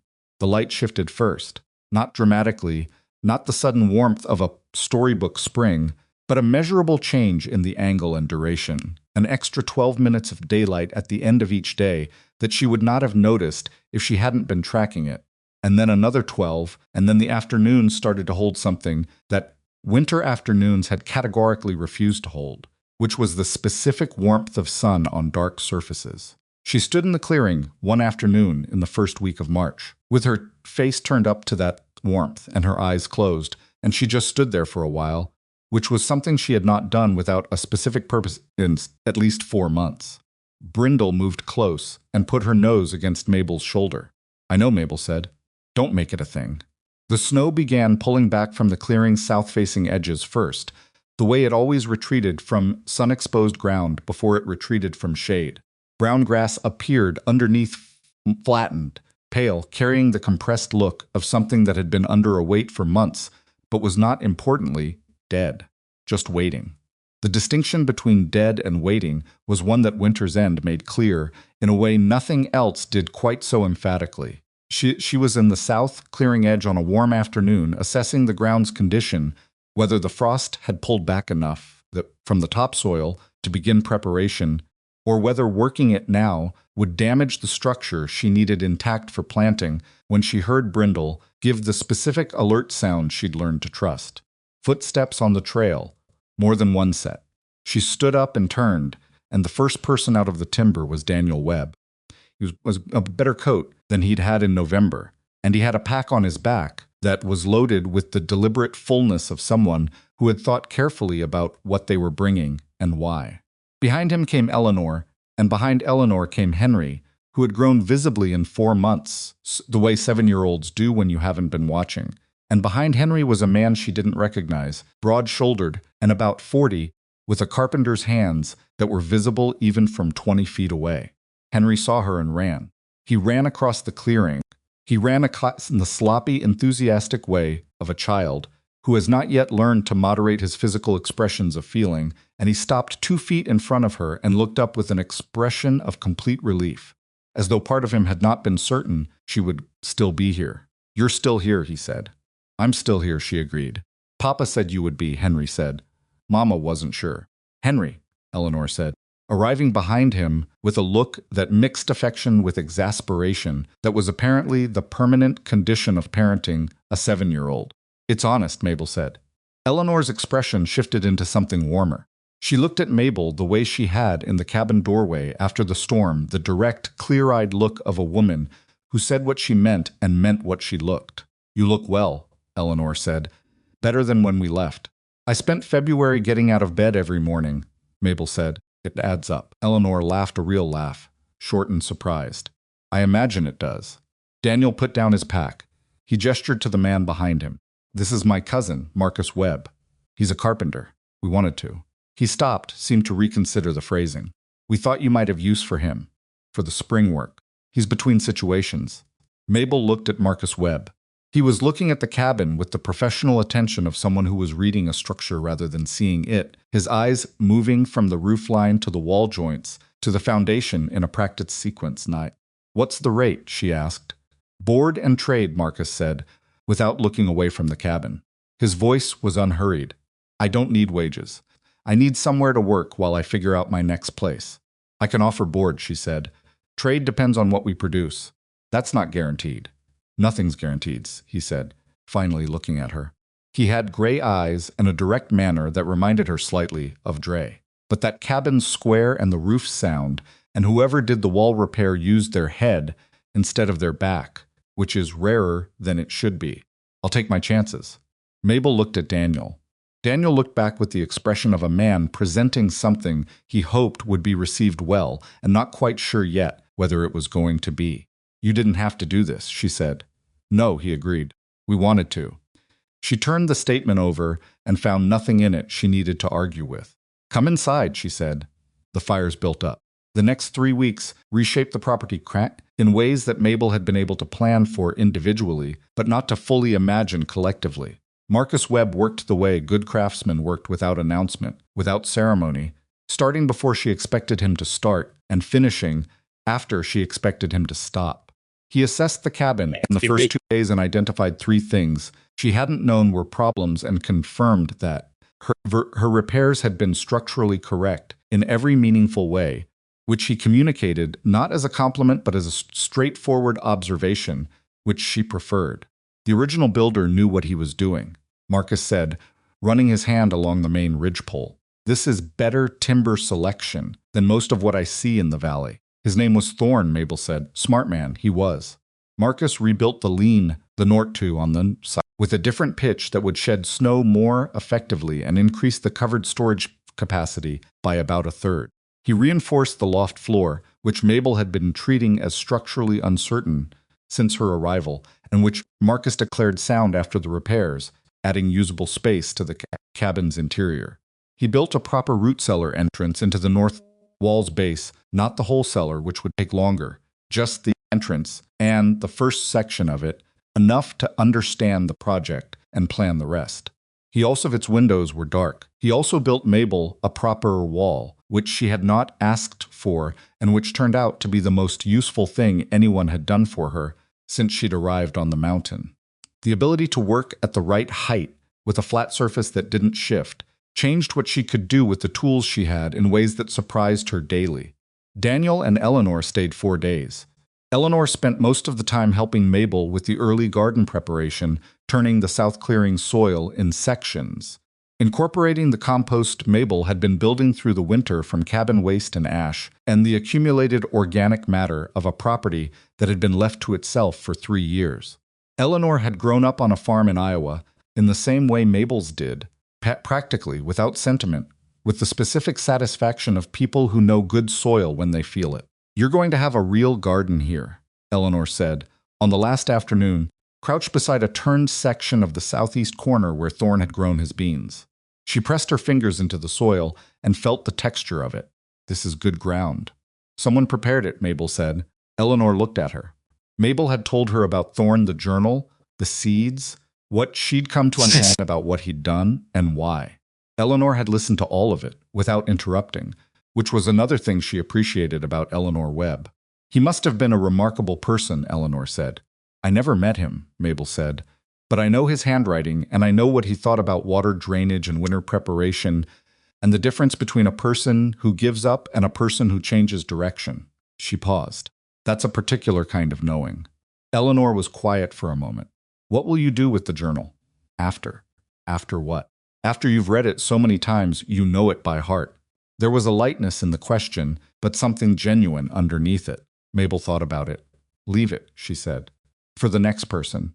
Eleanor looked at her steadily, understanding the full weight of that. Henry, on the last morning before they descended, stood at the clearing's edge and looked back at the cabin with an expression that Mabel recognized. because she had felt it herself on the day she'd arrived here and understood, in the same moment, what she was seeing and what she intended to do about it. "I want to come back," he said. "You can," she said. "Summer. When the trail is easy and the garden's in." He nodded with the gravity of someone accepting a serious commitment. Daniel shook her hand. Eleanor hugged her, briefly and firmly, without making it elaborate. Marcus stayed. He had 2 more weeks of work he'd planned, and they both knew it. She watched the webs go down the trail until the timber took them, the same way she'd watched them in the sky in November, except that this time from the south-facing slopes, and the snow was pulling back from the south-facing slopes, and nobody was being followed by a blizzard. The circuit judge's ruling came in the 3rd week of April. Miller, the county clerk, sent it up with a postal rider who made the lower section of the trail on horseback and then handed the sealed envelope to Caleb Dray, who happened to be in Hollow Creek that day and brought it the rest of the way himself. Mabel's was planting beans in the southeast corner when Dray emerged from the timber. She knew from his walk, from the way he was moving, which was not his usual unhurried pace, but something slightly faster, with a quality of contained energy to it, before he said a word. "The judge ruled," he said. She straightened up.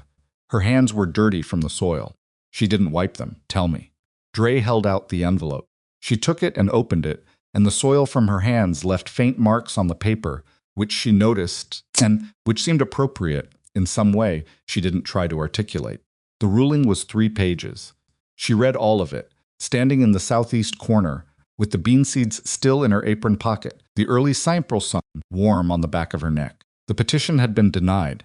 The judge's language was formal and careful, but beneath the formality, there was a quality she could only describe as pointed.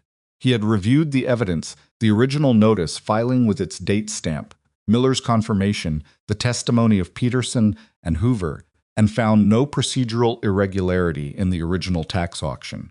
The sale of the Thorne property to Mabel Rourke had been conducted in accordance with all applicable county requirements. The petition was without merit. He had also added a paragraph that was not strictly required for the ruling and that she read twice. It noted that challenges to public auctions, when filed without evidentiary basis, placed a burden on county resources and on the rightful property owner that the court viewed with concern. It expressed the court's expectation that future filings in this county would be grounded in demonstrable fact. She folded the papers and put them in her apron pocket next to the bean seeds. Dray was watching her. "Well," he said, "he ruled for me," she said, and he told Vane's lawyer to be more careful with his facts. Dray exhaled a short, relieved sound that he seemed surprised to have made. "Good," he said. Then, after a pause, "That's good, Mabel." She crouched back down to the planting. "Hand me that stake," she said, gesturing to the row marker she'd set down. He handed it to her. She set it at the end of the bean row and pressed it into the soil. "It's not over," she said. "Vane's not going to stop being Vane because a judge told his lawyer to check his facts." "No," Dray agreed. "But he's also not going to keep making expensive losing moves indefinitely." She considered that. It was probably true. Vane was a man who operated on calculation, and the calculation on this particular property had now produced 2 visible failures: the Webb family's story in the saloon and a dismissed petition. He would recalculate.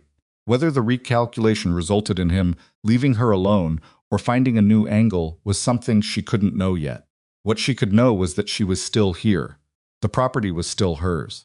The beans were going in the ground. She kept planting. Gideon Vane came to the mountain on a morning in early May. She was outside when she heard the horse on the trail, a single horse, not multiple, which she'd been half expecting since the ruling. She was splitting wood at the north side of the clearing, a task she'd been doing for 30 minutes in the good morning light, and she stopped and set the axe upright in the splitting log and waited. He rode into the clearing alone. No foreman, no hired men, no one whose job was to establish the fact of Vane's importance by surrounding him. Just Vane on a gray horse, looking at the property in the early May light, and he stopped at the clearing's edge and looked. She let him look. He was looking at the lean-to Marcus had rebuilt, the stacked and organized firewood in its covered section, the repaired cabin with its 2 winter-old roof patches already starting to weather to match the original timber. He was looking at the southeast corner of the clearing, where the bean plants were 3 inches out of the ground in their rows, and the winter squash mounds beside them, and the corn that was just beginning to show its first pale shoots. He was looking at the spring channel and the basin, and the path from the basin to the cabin door that she had paved with flat stones from the eastern outcrop in late March. He was looking at what 12 months of one person's consistent work looked like. It's got to freeze. She watched him do it, and she did not speak, because she had said everything she needed to say to Gideon Vane in the auction yard a year ago, and he hadn't heard it then, and what he was looking at now was the same statement made in a language he could not misread. Finally, he looked at her. "Miss Rourke," he said to Mr. Vane. He looked at the garden again, at the cabin, back at her. "You fixed the wall," he said. He was not making conversation. He was thinking out loud. She understood, processing something against the prediction he'd made, that she would fail. The wall, the roof, the lean-to, the spring channel, and the root cellar entrance, she said. Among other things, he was quiet. A man on a horse who was used to looking down at people had a particular way of holding himself that she'd noticed before a slight lean back, a quality of surveying from height. He wasn't doing that now. He was sitting straight, and his expression was not the amused dismissal of the auction yard or the calculated assessment of the dry goods store. He looked, she thought, like a man looking at something he didn't have a word for yet. "The petition," he said. "Yes. Cutter told me the notice was properly filed." "It was," she said. "Miller has the original, with the date stamp." Vane looked at the cabin again. Cutter should have checked that before he filed. She waited to see where this was going. "I'd pay him to check these things," Vane said, more to himself than to her. Then, after a pause, he'll be checking them more carefully in the future. It was not an apology. She did not expect an apology from Gideon Vane. But it was an acknowledgement oblique, careful, wrapped in the language of administrative criticism of his own lawyer, that the petition had been wrong, that he had known it and done it anyway, and that a circuit judge had made the wrongness official. She let the acknowledgement sit between them without adding to it. "The Webb family," he said. "Daniel Webb told the story around town." "I heard," she said. "You went out in the storm." He said it as a statement, not about someone states the thing they have now verified from multiple sources and have accepted as accurate. "I heard them," she said. That was the beginning and the end of it. He looked at her for a long moment, not with the comprehensive measuring look of the first 2 times this look had a different quality, more specific, like he was trying to see something particular rather than cataloging everything. "I told people you'd come off the mountain," he said. "I know. I've been saying it since October. I know that too." He was quiet. She was quiet. Brindle, tied at the far side of the clearing, moved her weight from one foot to the other and made no comment. "What made you bid?" he said finally. "At the auction. You had nothing. You knew nothing about the property. What made you spend your last $3 on something nobody wanted?" It was a genuine question. She could hear that underneath the controlled authority of his voice, the real curiosity of a man who operated in a world of calculation and had watched someone make a decision his calculation could not account for. She thought about how to answer it honestly. "I heard someone call something worthless," she said, "and I didn't believe them. That's all it was." He looked at her for another moment.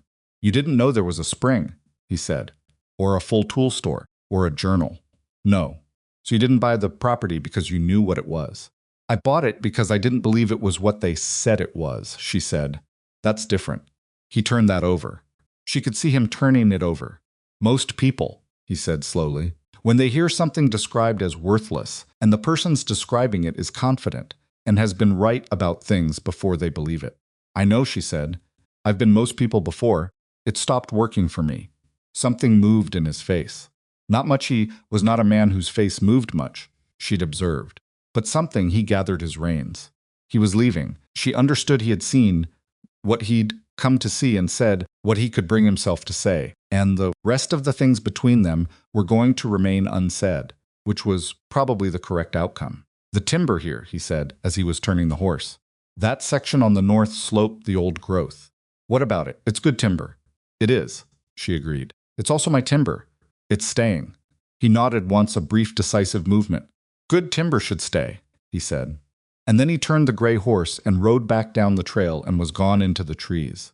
She stood in the clearing for a moment after the sound of hoofbeats faded. Then she picked up the axe and went back to the wood. He never troubled her again.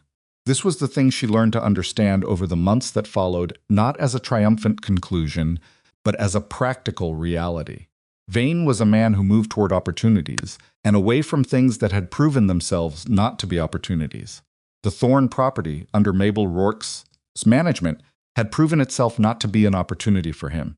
So he moved on to other things, the way water moves around a stone, not because the stone has defeated the water, but because the water has accepted that the stone is there and is not going to stop being there. She did not celebrate this. She noted it and kept working, because the property still needed work regardless of what Vane was doing. Dr. Alderman came in mid-May, as arranged. He was a compact, precise man of about 50, who arrived with a notebook and the particular energy of a person who has been curious about something for a long time and has finally been given permission to examine it. He spent 4 hours on the property, the cabin's medical stores, the herb bundles, the property's plant inventory, as Mabel had developed it through the spring. What he found exceeded what he'd expected, and he was direct about saying so. Whoever prepared these stores, he said, standing at the cabin shelf where the herb bundles were still hanging as Mabel had maintained them since her arrival, understood what they were doing. This is a more complete botanical collection than I have in my office. His name was Thorn, Mabel said. He documented everything. May I see the documentation? She got the journal. She showed him the medicinal sections, Thorn's notes on each plant, its properties, preparation methods, dosages, contraindications where he'd observed them. Alderman read in silence for 20 minutes, making notes in his own book. This is genuinely useful, he said. These are observations from direct experience, not secondary sources. He looked up. Miss Rourke, I'd like to propose an arrangement. She waited. I'll buy your herb surplus at fair market rate. I'll also, he paused, choosing words. I have patients who need mountain air and rest. There are physicians who send consumptive patients to the mountains for exactly this reason. If you were willing, and if the property can accommodate this cabin, this location, the spring water, it would make an exceptional place for someone who needed quiet and clean air and a properly maintained environment. She looked at him steadily. You're suggesting I take in patients. Guests, technically, I would refer them. You would provide the environment and basic care food, warmth, the knowledge you already have from Thorn's notes. I would provide the medical oversight. She thought about it. Not impulsively, she turned it over the way she turned everything over, looking at it from multiple angles. I'd need to expand the sleeping space, she said, and I'd need proper compensation. It would change my workload significantly. Understood. The rates I'm considering would reflect that. He named a figure. She looked at the herb bundles, at the tin box on the shelf, at the room she had built from a ruin. Let me think about it, she said. She thought about it for 2 weeks. She wrote to Dre about it, who wrote back with 3 specific questions about liability and logistics that were useful. She discussed it with Marcus Webb, who had come back up the mountain in May for the second phase of the root cellar work, and who had the practical instincts of a man who built things for a living and understood what expanding a structure actually required. Doable, Marcus said after she'd explained what Alderman had proposed. You'd want a separate sleeping structure not too large, 2 or 3 beds. Use the same building method as the main cabin. I can draw the framing. How long, she asked. This summer, if we start by June, I'd need help with the heavy lifting. Dre came up for 3 days in June.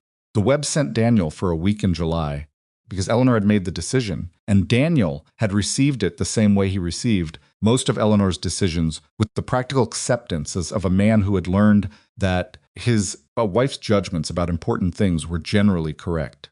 The new structure went up in 6 weeks. Smaller than the main cabin, 3 sleeping spaces, a separate small hearth, built with the timber from a section of the north slope that had already been wind-thrown, not the old growth, which stayed exactly where it was. So the building used material the mountain had already decided to surrender. Marcus built it the way he built everything, correctly. With the knowledge of someone who had been doing this long enough to understand what the next 20 years were going to ask of a structure and to answer that question in the framing. The first patient arrived in August. He was a man of about 60 named Arthur Fenwick, a former school teacher from Missouri, whose lungs had begun failing him 2 years earlier in the manner that Alderman had described the slow, progressive weakening that mountain air had been observed to slow in some cases and not others, but which made the attempt worthwhile. Fenwick arrived on horseback with a single bag, which told Mabel something about him before he said a word. A man who packed one bag for an extended stay had either nothing worth bringing or a very clear idea of what he actually needed, and Fenwick, she discovered, was the latter. He was a quiet man, not sad quiet, reflective quiet, the quiet of someone who had had a lot of time to think and had used it. He asked good questions and listened to the answers, which she'd come to understand was a rarer combination than it should have been. He was also, she discovered within the first week, genuinely curious about everything the property, the journal, the garden, the building history, Thorne's system. He spent one afternoon reading the journal sections she shared with him, sitting in the September sun in the clearing, and when he was done, he looked up with an expression she recognized. He built this for someone, Fenwick said. Yes. For you specifically? He didn't know who, she said. He built it for whoever needed it. Fenwick turned this over. That's an unusual form of generosity. It is. Most generosity wants to know who it's going to, he said. Wants the gratitude attached. She hadn't thought about it in precisely those terms before. He wanted the work to continue, she said, not to be remembered for the work.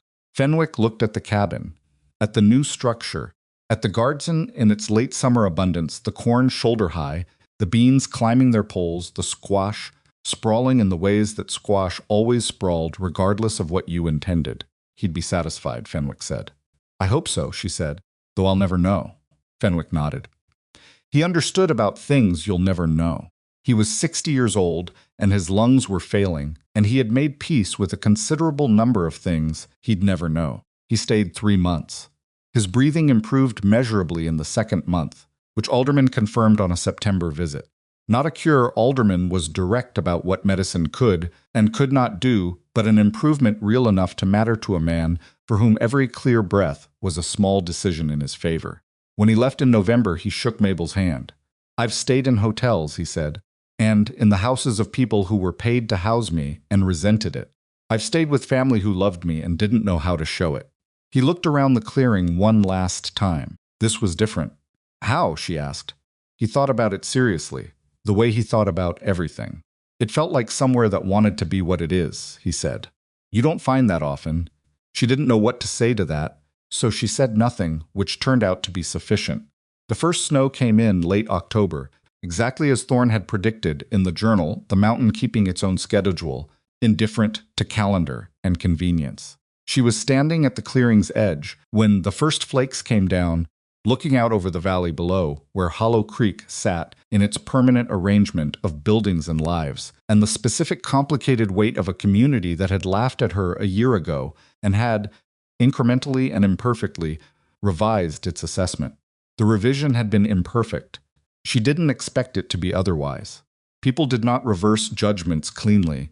They revised them around the edges, maintained certain positions for reasons of pride, moved slowly from one understanding to another, in the way that people always moved, not in straight lines, not all at once, not without friction. Peterson gave her credit without hesitation now. Garrett had squared their account in the summer and shaken her hand on it.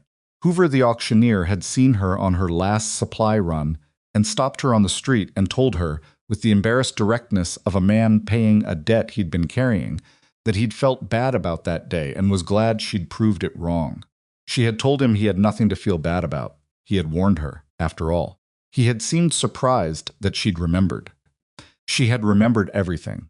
That was both a gift and a particular kind of weight that she was still learning to carry. Hollow Creek had not become her community in the way that a person who had grown up there might have had a community. She was still an outsider in the ways that mattered least, and in some ways that still stung if she was honest about it. But she had moved from being the joke of the auction yard to being something else entirely, something that the town held differently, with a different kind of attention. She did not know the right word for what she had become to them. Someone to reckon with, perhaps. someone whose judgment about their own situation had proven more accurate than the judgment of everyone who'd weighed in on her behalf without being asked. She thought about that sometimes, about what it meant that she had been right about herself when everyone around her had been wrong. Not right in the sense of deserving, she didn't think in those terms, had never found the concept of desert particularly useful, because the universe did not appear to be organized around it. Right in the specific sense of she had looked at her own capacity and made an accurate assessment, when the more socially sanctioned thing would have been to accept the external assessment and act accordingly. The external assessment would have killed her. Not dramatically, not the way the storm would have killed Henry Webb without shelter. Just slowly, the way that accepting other people's low ceilings for you kills things, quietly and over time, and you look up one day and realize the ceiling has become your own. She had not let it become her own. That was the thing in the end that mattered most. Not the repair of the wall or the roof or the surviving of the storm or the dismissal of Vane's petition. All of those things had come from one prior thing. She had not accepted the ceiling. The snow was falling properly now, the real early season snow that settled on the clearing and on Brindle's back and on the rebuilt lean roof and on the garden cod where the last of the season's growth had been put to bed, properly, covered and composted, seeds saved and stored in the tin box with Thorne's seeds and her own additions. She put her hand in her coat pocket. The river stone was there, exactly where it always was, warm from her body. Smooth as the day Thorne had picked it out of the South Creek and decided it was the right shape for a hand to know. She stood in the falling snow and held it. She thought about what he had written, not useful in the functional sense, not beautiful in any meaningful way, just present, solid, a thing that knows what it is. She thought she understood him better now than she had on the evening she'd first read those words. She thought she understood what it took to become a thing that knew what it was, not the single dramatic moment of decision, not the grand gesture or the crisis survived, even dark, but the accumulated daily weight of getting up when you didn't want to and working when it was hard and maintaining the structures that kept you and others alive and making the small choices that were, only small in isolation and enormous in their sum. She thought about Thomas Rourke's farm and the bank representative from Pica, and $3 silver pressed into her hand as compensation for everything. She thought about the auction yard and Vane's laugh and the crowd that had joined it. She thought about the trail on the day she'd first climbed it, stopping every few minutes, with her hands on her knees. Brindle patient behind her, the predictions of Hollow Creek ringing in her ears and her body refusing to make them true. She thought about a man named Amos Thorne, who had rebuilt his life after losing everything and had then spent the last years of it building a place for the next person who needed what he had needed, not because he knew who they were or what they looked like or whether the world considered them worth the effort, but because he understood what it felt like to stand at the bottom of something with nothing left except the choice to climb. He had left her the tools. She had done the rest. She was 19 when she'd arrived on this mountain. She was 20 now, and not the same 20 that she would have become in any other circumstance, harder in some places and softer in others than she'd expected, which was probably how it went when you actually lived something, instead of waiting for it to pass. Her body was the same body it had always been, heavy, broad, built for endurance rather than speed. The mountain had not changed the shape of her, and she had long since stopped waiting for it to. The people of Hollow Creek had mostly stopped making it the first thing they noted about her, were dark, which was less about them having changed their fundamental natures than about her having given them something more interesting to see. That was the thing about worth. It wasn't conferred. It wasn't argued into existence.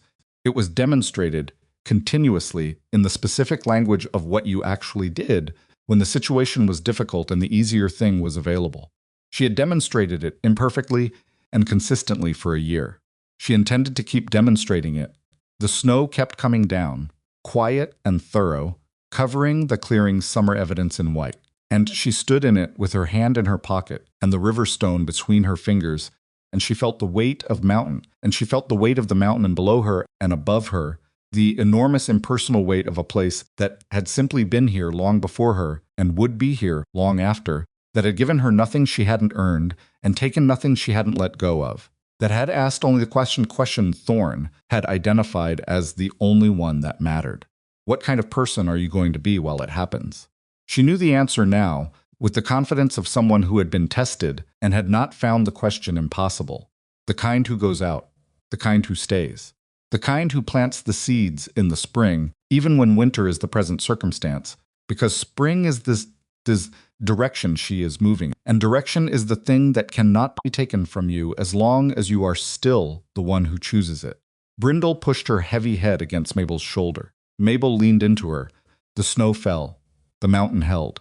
And on the rebuilt porch of a cabin that a dead trapper had prepared for exactly this moment, and a living woman had finished by hand, with nothing but stubbornness and $3 silver, and the unwillingness to accept someone else's low ceiling for her own life, the smoke rose thin and straight from the chimney into the white Wyoming sky. And it was enough. It was more than enough. It was a life.